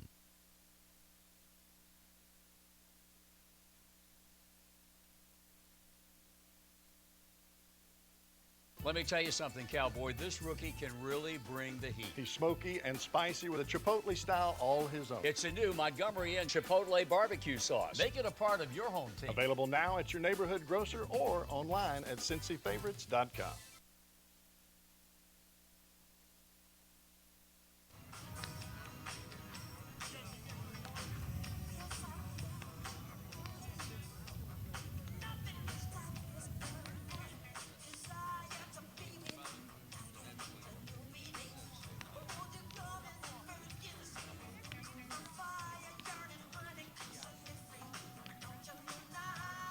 Jason Johnson making his season's debut out of the Dayton bullpen. Redshirt junior, 6'3", 200-pounder from Dublin, Ohio. Replaces R.J. Wagner, who goes 3 2/3 innings. 5 hits, 3 runs earned, 1 walk and 2 strikeouts, and the 2 runners on are his responsibility.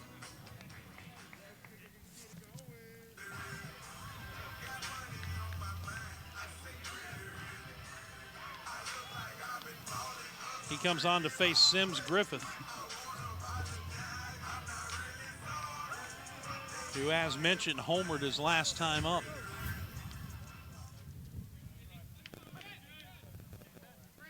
Looking for a base hit here to get another run in. Furman down 11-7, bottom of the 7th.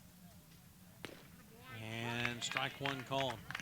Johnson's got a kind of a funky motion as he delivers the ball. He almost slings it to the plate, but from a spot just behind the ear, he never really extends the arm all the way as he starts to throw. Kind of comes a little bit below 3/4 of the arm slot. Misses inside, 1-1.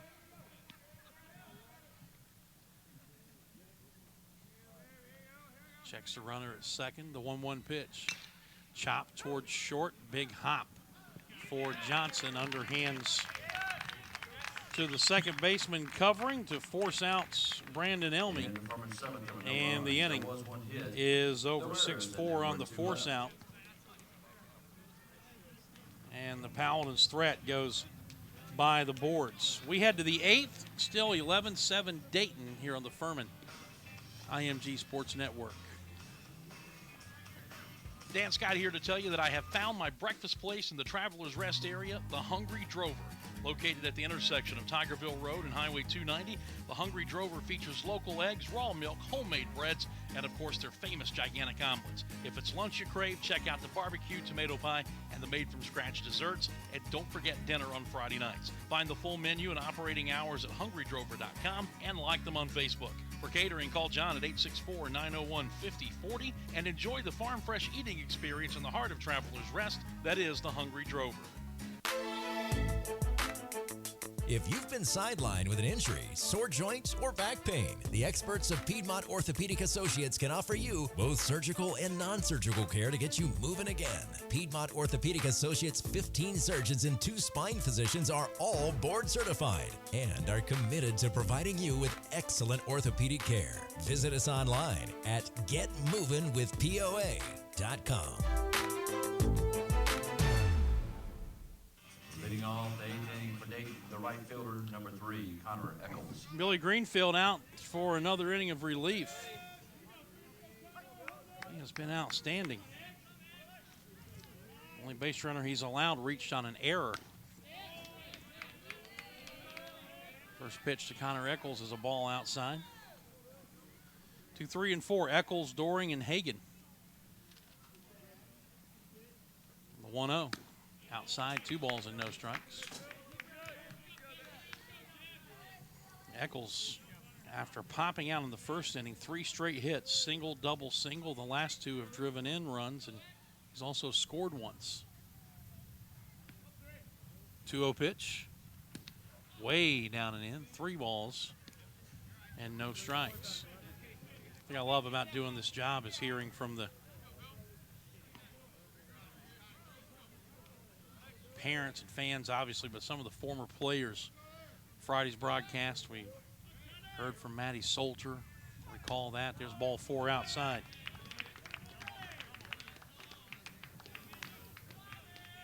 Jake Jones was here. Got a chance to see him for a minute. Center fielder, number 2, Robbie Doring.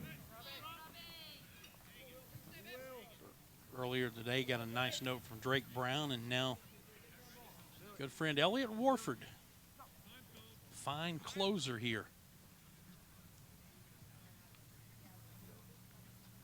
Just dropped us a note. Timeout called as pitching coach Caleb Davis will head out to the mound. That is the first walk of the season, and now 4 2/3 innings for Billy Greenfield.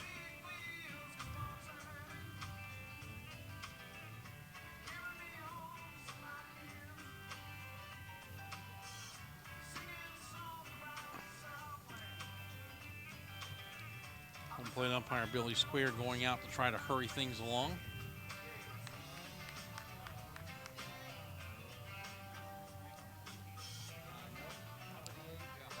You know, it's interesting. They talk about the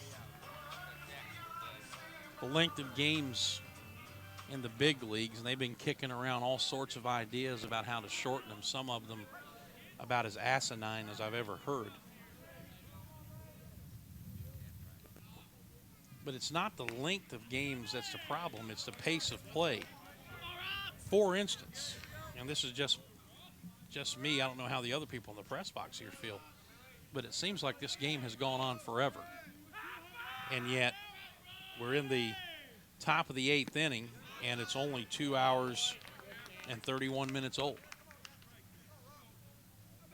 Swing and a miss on a good breaking ball. 1 ball, 1 strike to count to Robbie Doring. 1 for 2 officially. He's been hit by a pitch and has a sacrifice fly. He's driven in 2 runs in the game.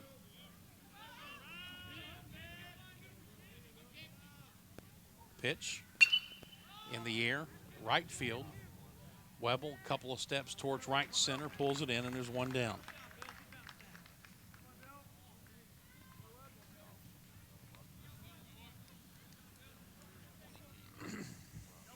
First baseman, number 30, Tate Hagan. So now Tate Hagan, 1 for 4. Actually, he's going to be taken down.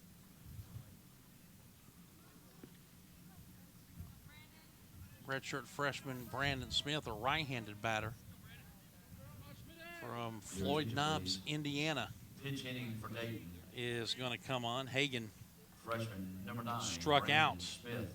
against Billy Greenfield his first time up against Billy. So Brandon Smith, a right-handed batter, to face the left-handed Billy Greenfield in the first pitch. Check swing, he did not go.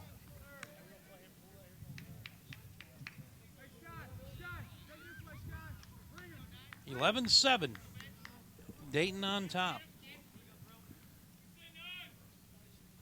6 runs in the 4th, 3 more in the 5th. Smith, high, lazy fly ball to Webble and right. And they're 2 down.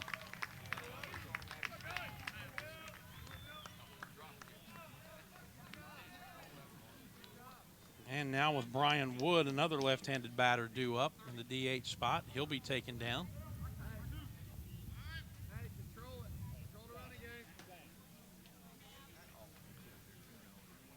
And another right-hander.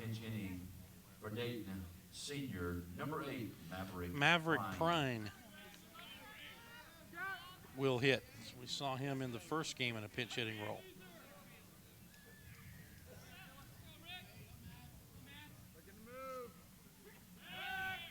Greenfield throws over to first base. So after the walk, back-to-back fly balls to Webble and Wright. And now Prine with 2 outs and the runner Eccles still at first base. And Greenfield throws over there again, thinking with 2 outs that they may try to put him in motion, see if they couldn't get him to second and trying to steal a run with a 2-out base hit.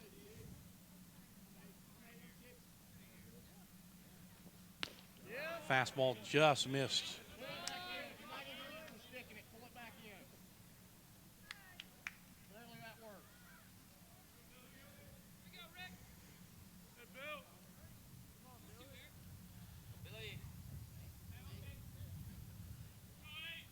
The 1-0. Ooh. Billy Square started to call that a strike. He flinched and then he stopped. Decided ultimately that it missed inside.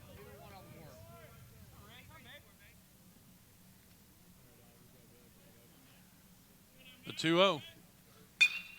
Line drive into right. Webble on the run. Going. Got it.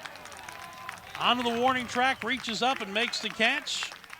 And the inning is over. Another good job by Billy Greenfield with an assist that time from David Webble with a nice running grab in deep right. Runner left. Middle of the 8th. Furman's opportunities to do something about this 4-run deficit beginning to dwindle.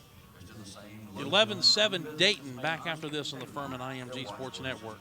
I was surprised recently when I learned that Americans spend $80 billion a year on illegal sports gambling. Sure, that's spread out over millions of gamblers, but still it makes you wonder where that money's coming from. Unfortunately, too often it's coming from money that was intended to buy groceries, pay the mortgage, or even put children through college. If gambling's had a negative impact on your life, call the SC Gambling Hotline toll-free at 877-452-5155. Help is confidential and available 24 hours a day. A message from the South Carolina Department of Alcohol and Other Drug Abuse Services. Palmetto Pride, South Carolina's anti-litter and beautification organization, would like you to do your part to help keep South Carolina beautiful. Don't litter. Report litter bugs and litter hotspots by calling the Litter Buster hotline at 1-877-7-LITTER or by using our Trash Tracker app. No one trashes South Carolina. No one trashes my state.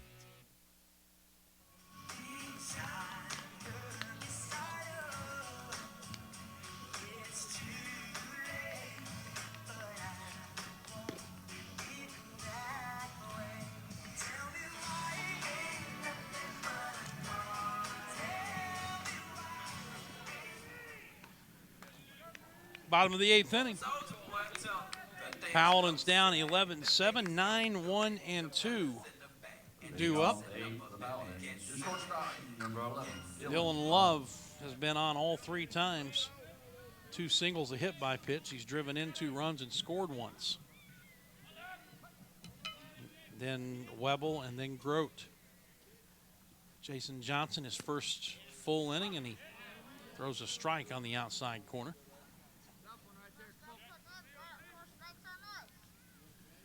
Action continuing in the Flyers bullpen. Another right-hander. Breaking ball spins in high.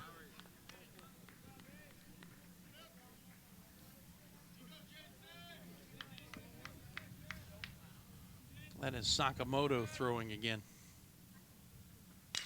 Ground ball to third, and a big hop off the chest of the third baseman.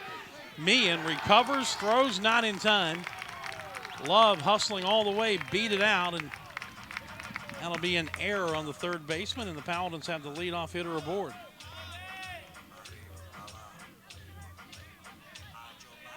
Right fielder, number 42, David Webble. Here's David Webble, 1 for 4. Grounded into a 6-3 double play his last time up.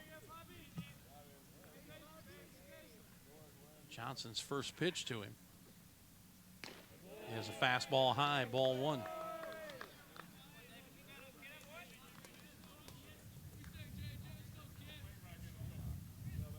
They give Webble a ton of room out in right center field. Instead, he hits one high and deep. Left center field, but the center fielder, Doring, runs it down and reaches up and makes the catch at the fence about 10 feet to the right of the 350 sign.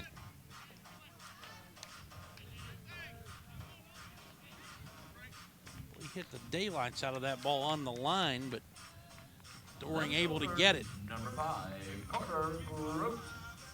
Now Carter Grote,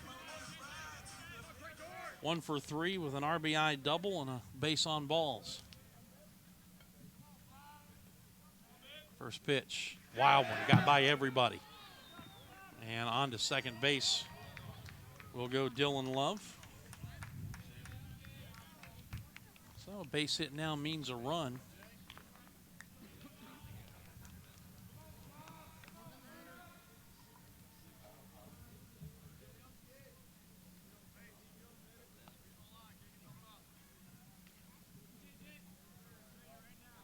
Grote settling back in. Johnson pauses at the chin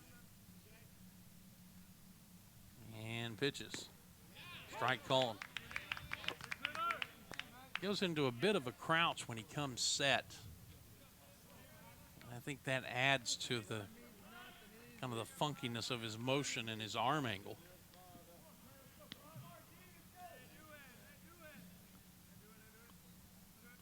Here's the 1-1. Breaking ball kind of spun up there on the inner half of the plate, and Grote about came out of his shoes as he tapped it foul. Third base side. He's behind a ball and 2 strikes. Jake Crawford on deck. Anybody else gets on, Sky Overton would bat.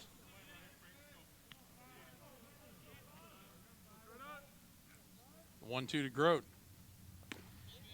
Came inside. His catcher was set up outside, and Johnson missed badly off the plate in. 2-2 the count.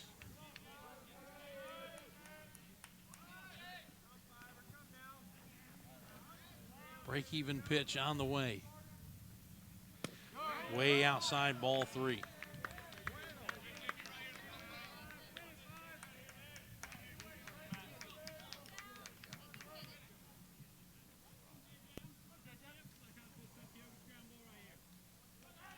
Three balls, 2 strikes to Grote. Runner at second, 1 down. Furman trying to rally here in the 8th, down 4.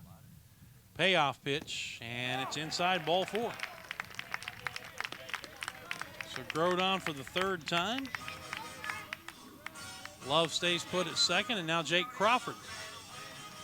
Here comes pitching coach Ryan Romick.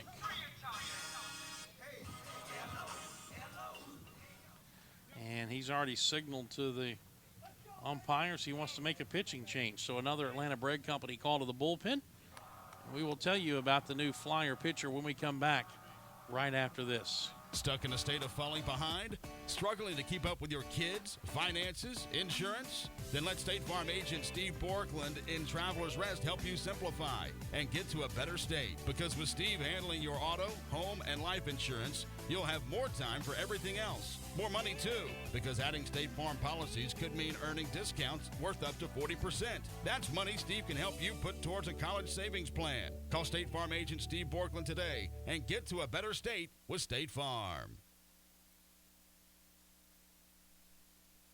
Let me tell you something, Cowboy. This rookie can really bring the heat. He's smoky and spicy with a Chipotle style all his own. It's a new Montgomery Inn Chipotle barbecue sauce. Make it a part of your home team. Available now at your neighborhood grocer or online at CincyFavorites.com.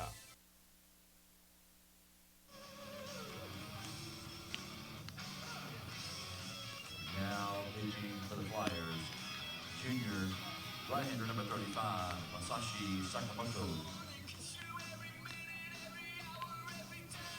Out of the bullpen for Dayton comes redshirt junior right-hander Masashi Sakamoto, 6'2", 200-pounder from Dublin, Ohio, Akron High School.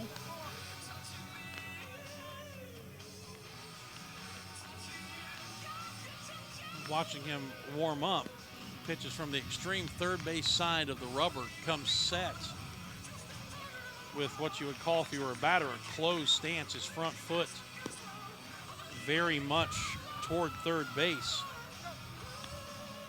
And when he comes to the plate, he doesn't, at least in his warm-ups, he didn't land in that typical area right in front of the mound where the hole kind of gets churned up. He lands to the third base side of that hole. So that's very interesting to see how he fares against right-handed batters.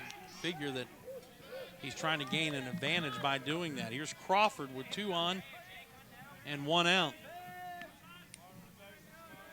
And the first pitch to him misses inside, ball 1.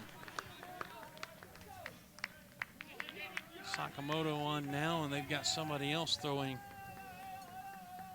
in their bullpen as well. The 1-0. Strike called on the inside corner.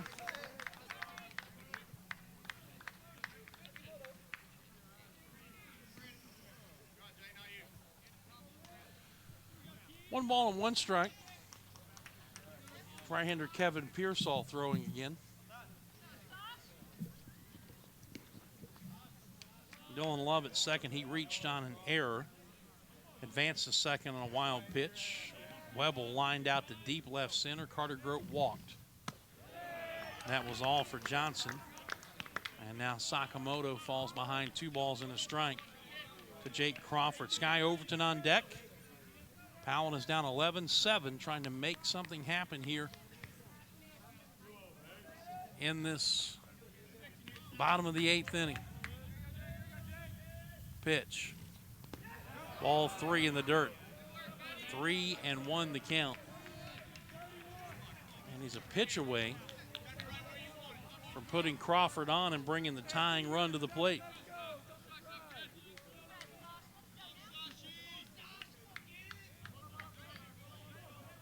No action in the Furman bullpen. It would seem that Billy Greenfield is going to come back out again in the bottom of this 8th inning. Line drive, left field line. That is going to be in for extra bases. 1 hop off the top of the wall. 1 run scores. They're going to hold Grote at third.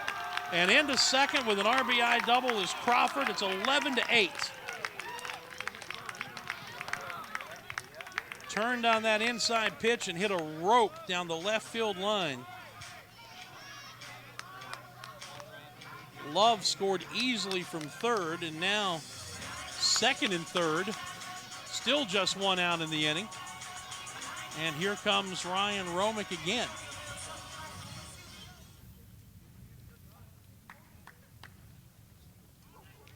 He's looking down to the bullpen. And Sakamoto is done after 1 batter. So another Atlanta Bread Company call to the bullpen. Visit Atlanta Bread Company, Cherrydale Point for all sorts of great food. Hot weather, cold weather, they've got it all for you. It's Atlanta Bread Company, Cherrydale Point. We'll be back in a moment. You can party hardy at your next Paladin Tailgate Extravaganza with ABC Party Rentals and Amusements. ABC can set you up with tents, chairs, tables, even Furman table linens to let everyone know your blood runneth purple. How about some inflatables or mechanical rides for the kids to really make it special? ABC Party Rentals is conveniently located near Woodruff Road and IA-385. When you tailgate at a Furman football game, do it right with ABC Party Rentals and Amusements. Don't wait. Check them out now at abcgreenville.com. Dan Scott here to tell you that I have found my breakfast place in the Travelers Rest area, the Hungry Drover. Located at the intersection of Tigerville Road and Highway 290, the Hungry Drover features local eggs, raw milk, homemade breads, and of course their famous gigantic omelets. If it's lunch you crave, check out the barbecue, tomato pie, and the made-from-scratch desserts. And don't forget dinner on Friday nights. Find the full menu and operating hours at hungrydrover.com and like them on Facebook. For catering, call John at 864-901-5040 and enjoy the farm fresh eating experience in the heart of Travelers Rest. That is the Hungry Drover.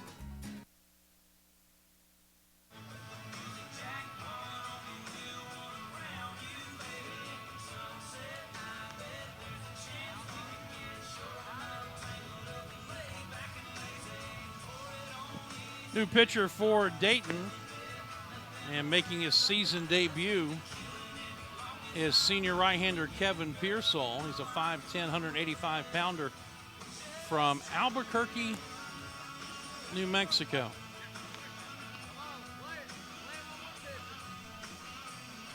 Unlike Bugs Bunny, apparently he did take a left turn at Albuquerque and ended up in Dayton, Ohio.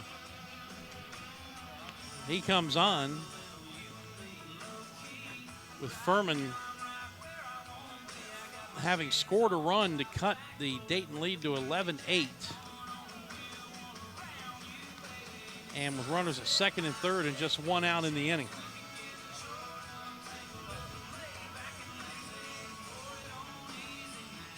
I'll remind you again, you can get the game story and other things involving Furman baseball, not only from FurmanPaladins.com, but also the new blog by Scott Keeler, FurmanBaseball.blogspot.com.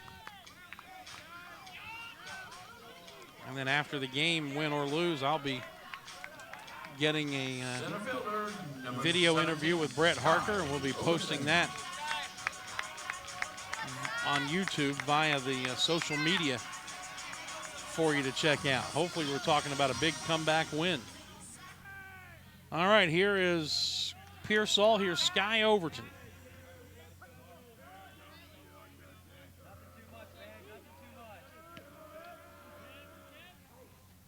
Overton swings at the first pitch, and he fouls it off to the right out of play. Sky 1 for 2. He's been hit by pitches each of the last 2 times up.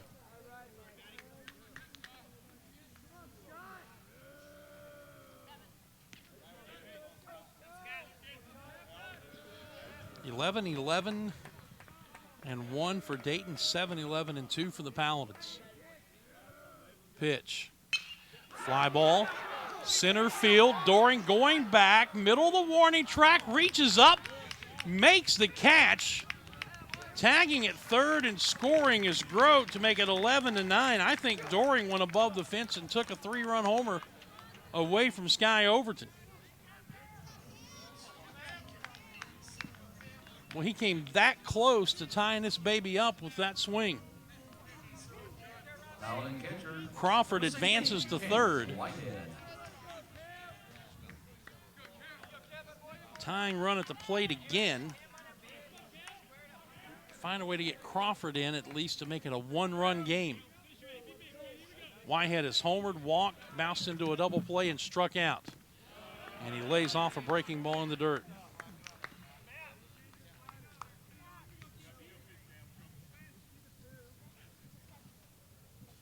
Outfield straight away for Whitehead. Infield back all the way around. Pearsall ready with the 1-0. And that one's in the air to left. Plenty of room for Coughlin, circling and makes the catch. And the inning is over. But the Paladins put 2 more on the board, and we head to the 9th. Dayton's lead now at 2, 11-9. We'll be back after this on the Furman IMG Sports Network.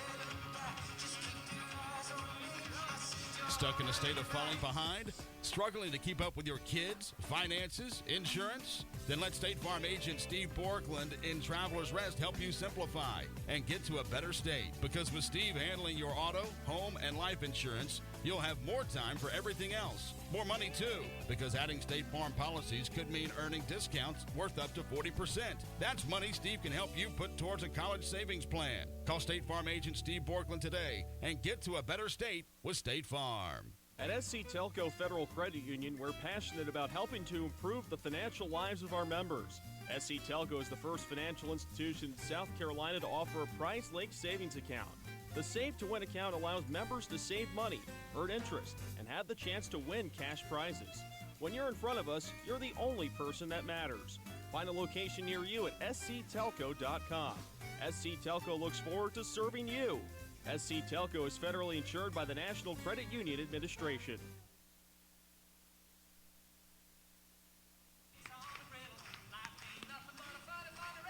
Well, off we go to the 9th inning. Furman down 2, and Austin Wood making his collegiate debut, replacing Billy Greenfield, who was, in a word, outstanding. Wood, the 6'5", 210-pound freshman from, is that Niwot, Colorado, Silver Creek High School. Met his father here on Friday after the game. Had the opportunity to be here this weekend. So Wood coming on, he'll be facing 6, 7, and 8, Poland, Coughlin, and Meehan in their lineup.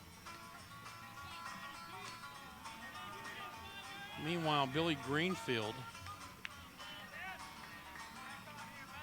3 2/3 innings of outstanding relief. No hits, no runs, walked 1, struck out 2. And Wood's first pitch is down low, a ball. So Greenfield came in and shut down a Dayton offense that had scored 9 runs. There's a little fly ball in the left center that Overton will get to for the first out. 9 runs combined in the 4th and 5th innings.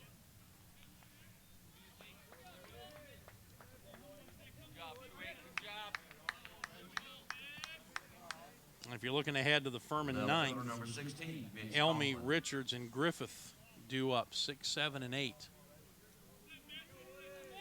Here's Coughlin. Wood winds in his first pitch to him. He shows bunt and does, but foul, third base sign. Coughlin is homered, flied to deep right, flied to deep left, and to center rather, and flied to center again.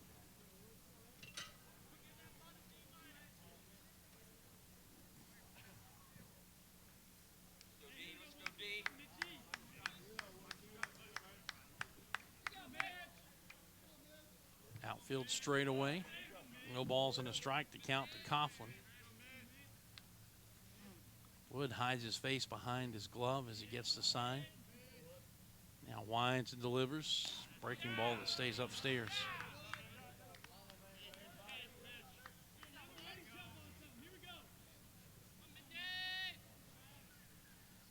One ball, one strike.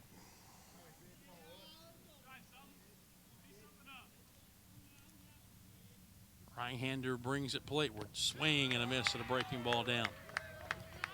1-2 the count.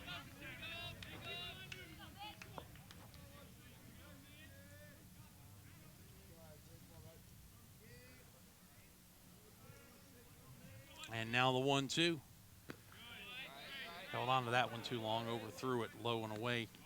Backhanded stab by Whitehead, 2 balls and 2 strikes.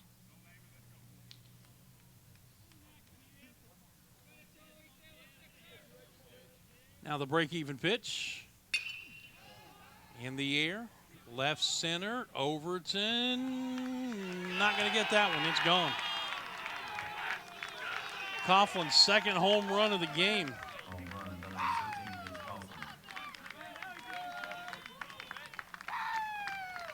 And it's 12-9. Back to a 3-run Dayton lead. That's a huge run.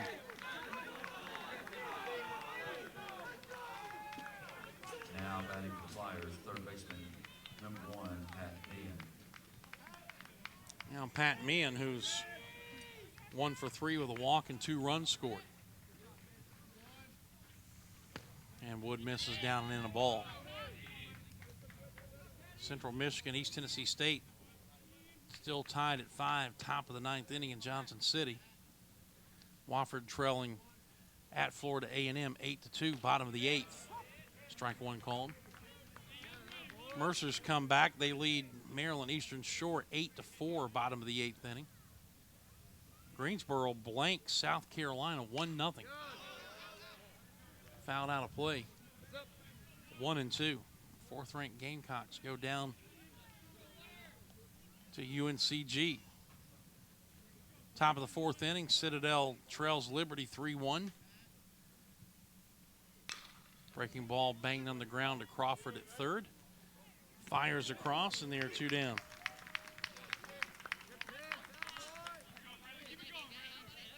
Sanford has come back. They lead Asheville 4-3.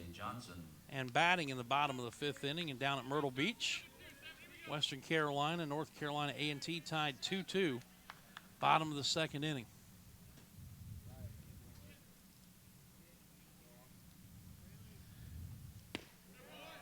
Brantley Johnson now the shortstop. He's had a good day, 2 for 4 with 3 RBIs and a couple of runs scored. Takes a strike.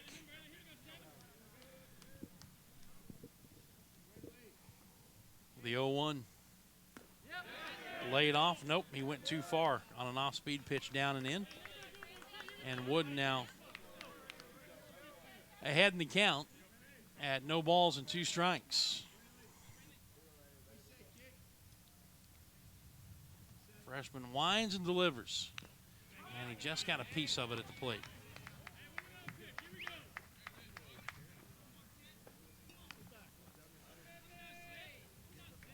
Should Johnson reach, leadoff hitter Nick Ryan would be next.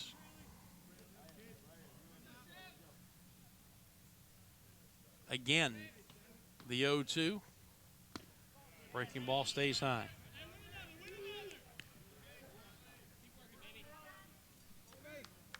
One and 2 the count.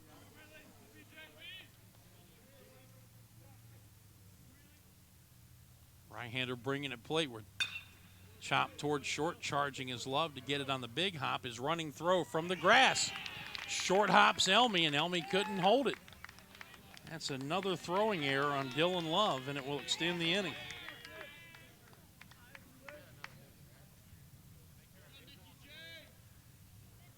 Back to the top of the order for Nick Ryan. Second baseman, number 15, Nick Ryan. 1 for 4 with a walk. Has scored twice.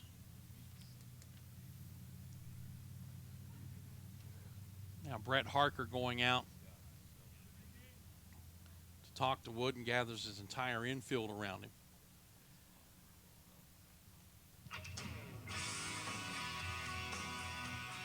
Young man should have been out of the inning with that play, but Wood's errant throw keeps it alive. I think he's just wanting to make sure that the freshman's able to put that behind him. Down 3, the task is difficult enough already going to the bottom of the 9th inning, but it's obviously not impossible. But you don't want that 2-out error.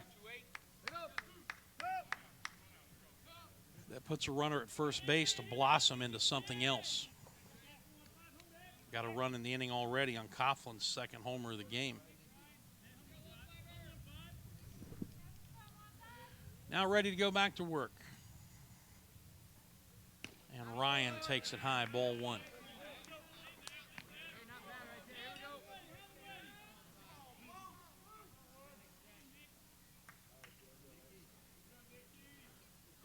Outfield straight away for the right-handed batter. Pitch misses inside.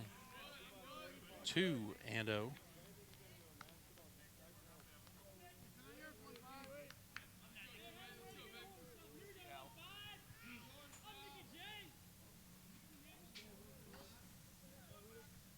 Johnson a short lead at first base.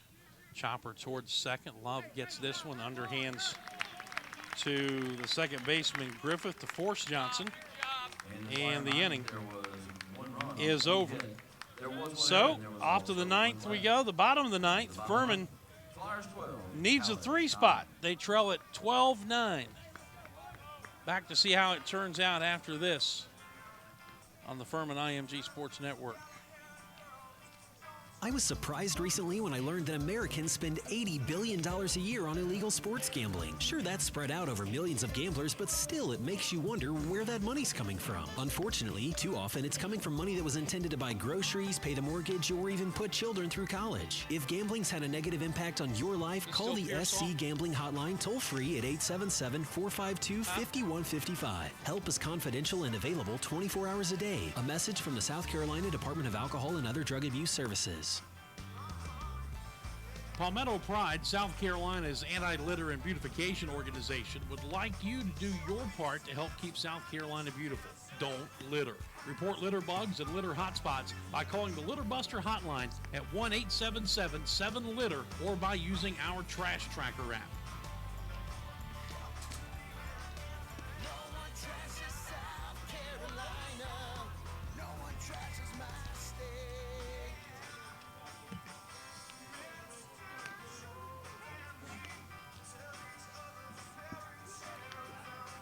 Bottom of the ninth inning about to unfold. Paladins down 3. Kevin Pearsall will stay in to try and close it out. And he's got help in the bullpen if needed, a left-hander for Dayton.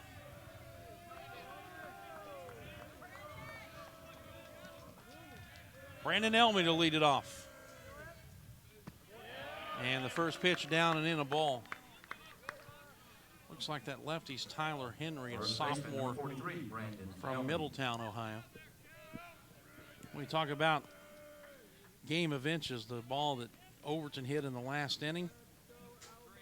His opposite number in center field, Doring. It looked from here like he went above the center field wall to take away a 3-run home run that would have tied the game.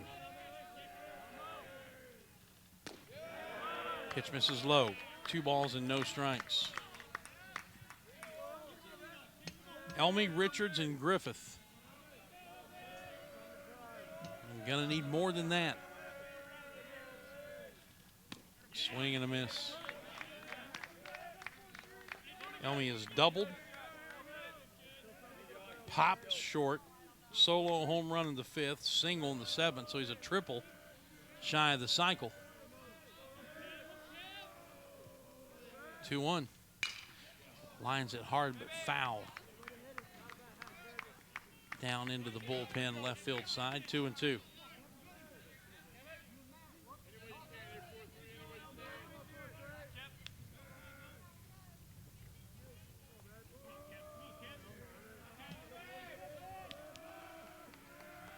Two balls, 2 strikes in the pitch. Reaches for a breaking ball and just got a piece of it.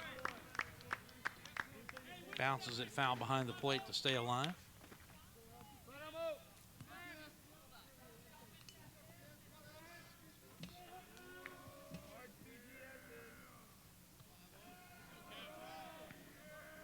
Elmy waiting. Pearsall sets the 2-2. Low, ball 3.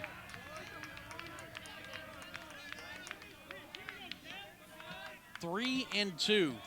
Count has gone full to Brandon Elmy leading off the inning.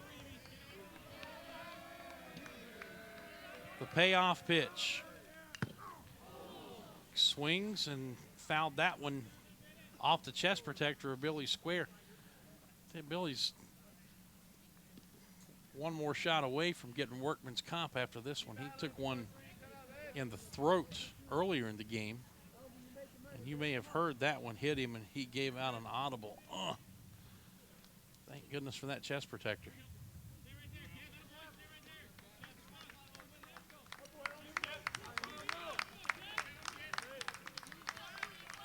Like a good catcher will in that situation, Matt Poland went out to the mound to talk to his pitcher to give Billy Square time to collect himself, and now back behind the plate looking in the dugout to get the pitch that Ryan Romick wants. The payoff. Chop foul again. So Elmy hanging tough.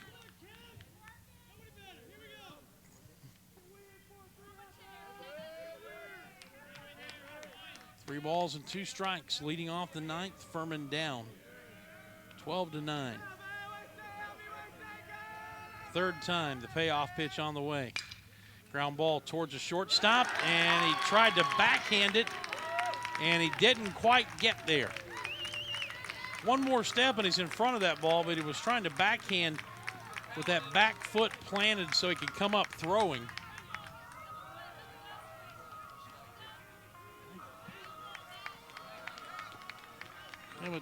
decided what to score that yet. Probably should be an error because he could have gotten in front of the ball and chose not to. And it is an E6. Bottom line is it's the leadoff man aboard now, Jabari Richards. 0 for 3 today, 0 for 7 on the season. Takes it high and away, ball one.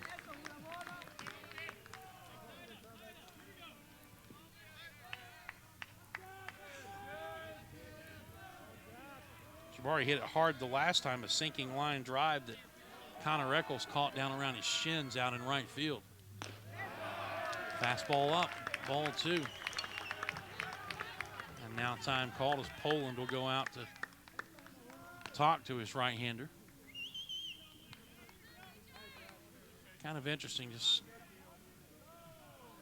looking at how this inning might unfold and looking down your lineup and then up back to the top and see Carter Grote sitting there. It'd be a 6-man to hit in this inning. You'd have to get that far. Richards takes a strike. And it's 2-1. Sims Griffith on deck.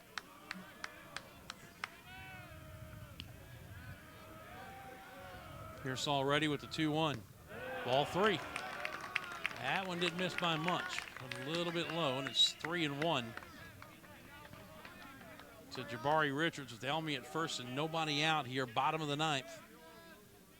And the Paladins trying to rally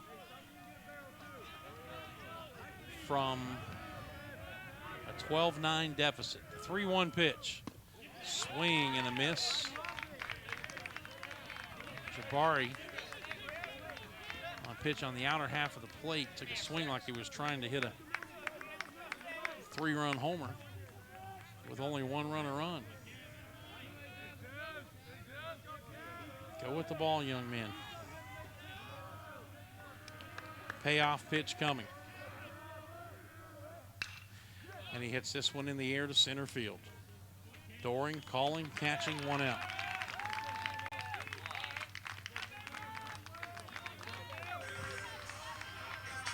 Now Griffith,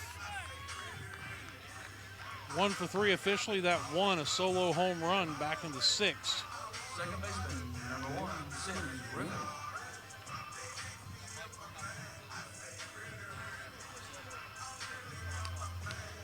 With a 3-run lead, Tate Hagan, Brandon Smith at first, playing behind Elmy, not holding him on at the bag. Just kind of staying in the neighborhood there. Breaking ball gets through the legs of the catcher.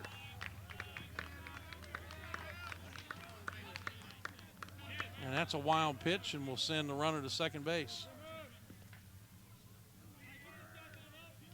So Elmy in scoring position.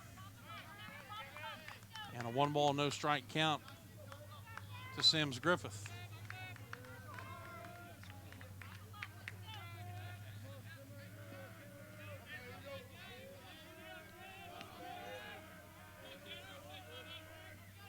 The 1-0. High, 2-0. Dylan Love due next, but Landon Kay in the on-deck circle swinging a bat.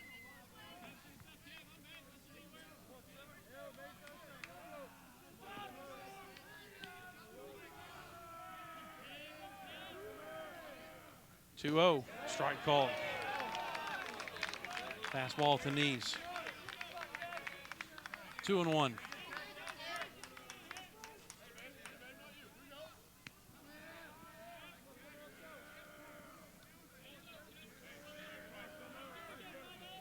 Elmy leading out at second. Pearsall ready with the 2-1 pitch. Strike 2 called on the inside corner. Griffith thought it was too far inside.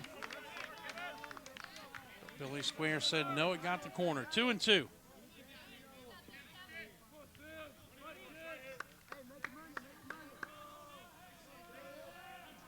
Pearsall shakes off a couple of signs, now gets what he wants. Straightens up, and now Griffith calls time just as he started into his motion.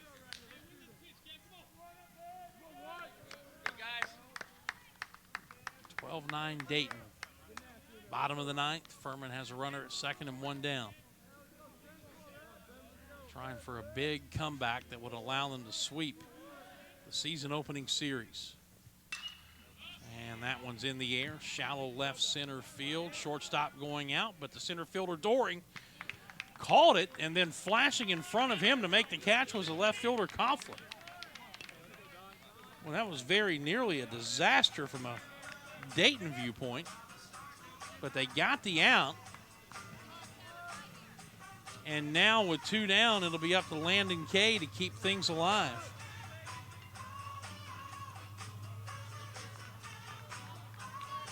Your attention now, pin hitting for the Paladins. Landon played Senior yesterday, number 4, Landon Kay. went 0 for 4, but drove in a run. So the Paladins down to their final out.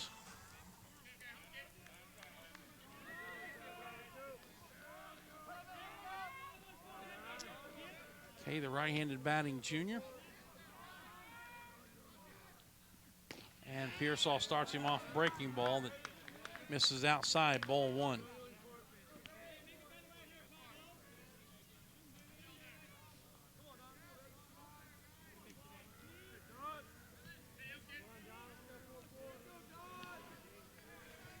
Check at the runner. The 1-0 pitch. Fly ball. Deep left center field. Doring going back, looking up. It's gone. Pinch hit, two-run home run for Landon Kay. And the Paladins still breathing. 12-11.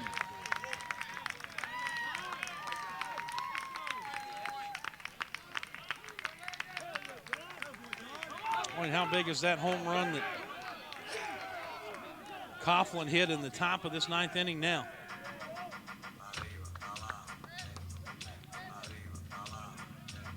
So now it's back to the top of the order for David Webble. He lined out to the wall in left center field his last time up.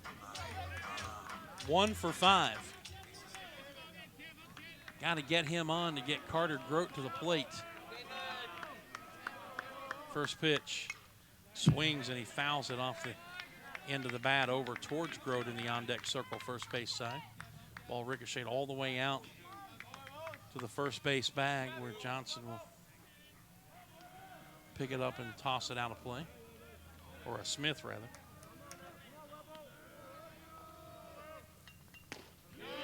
Pitch misses up and in. Poland double clutch on his throw back to Pearsall. He thought that pitch got enough of the plate to be called a strike. 1-1.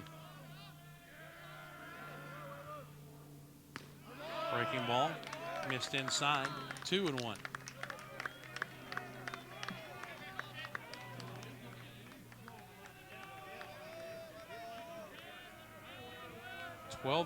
Dayton. Missed inside again, almost hit him. 3 balls and a strike. And it's a pitch away from bringing the winning run to the plate.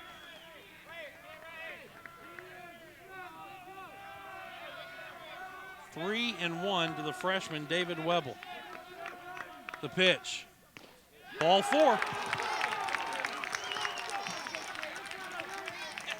And Carter Grote will indeed get an opportunity with 2 outs here in the bottom of the ninth inning.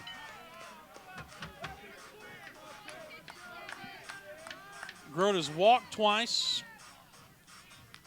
A bloop double for an RBI. He has struck out and bounced into a double play. And if there was ever a time for his first home run of the season, it would be right now. Pearsall's first pitch plateward. Breaking ball in the dirt. Webble goes. The throw down to second, not in time. Oh, he overslid the bag, and they put the tag on him, and he's out. And that's the ball game. Webble beat it. and then overslid the bag on the headlong slide, and credit to, I think it was the second baseman who kept the tag down. They got him, and that's the ball game. Paladins fall for the first time this year, 12-11, in a very anticlimactic end to the third and final game of this series. 12-11 the final. Dayton wins it. We'll be back to run you through the numbers and close it out after this on the Furman IMG Sports Network. When it comes to commercial vehicles, break through the clutter with a new Sprinter Worker from Freightliner. Otherwise, your work van isn't getting it done.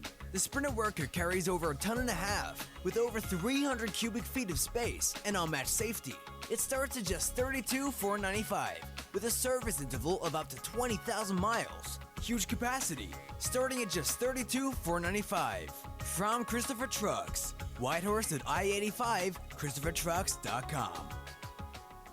Spirit Communications, built for your business and the upstate's choice for voice, data, internet, and fiber services. Let us show you the future with our cutting-edge, unified cloud-based products backed with live 24/7 customer support. Call 517-1200 or click spiritcom.com. Spirit Communications is a proud sponsor of Furman Athletics. Spirit Communications, keeping you connected.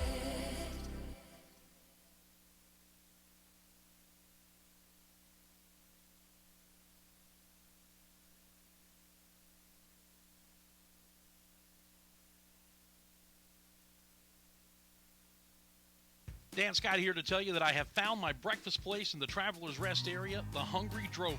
Located at the intersection of Tigerville Road and Highway 290, the Hungry Drover features local eggs, raw milk, homemade breads, and of course their famous gigantic omelets. If it's lunch you crave, check out the barbecue, tomato pie, and the made-from-scratch desserts. And don't forget dinner on Friday nights. Find the full menu and operating hours at hungrydrover.com and like them on Facebook. For catering, call John at 864-901-5040 and enjoy the farm fresh eating experience in the heart of Travelers Rest. That is the Hungry Drover.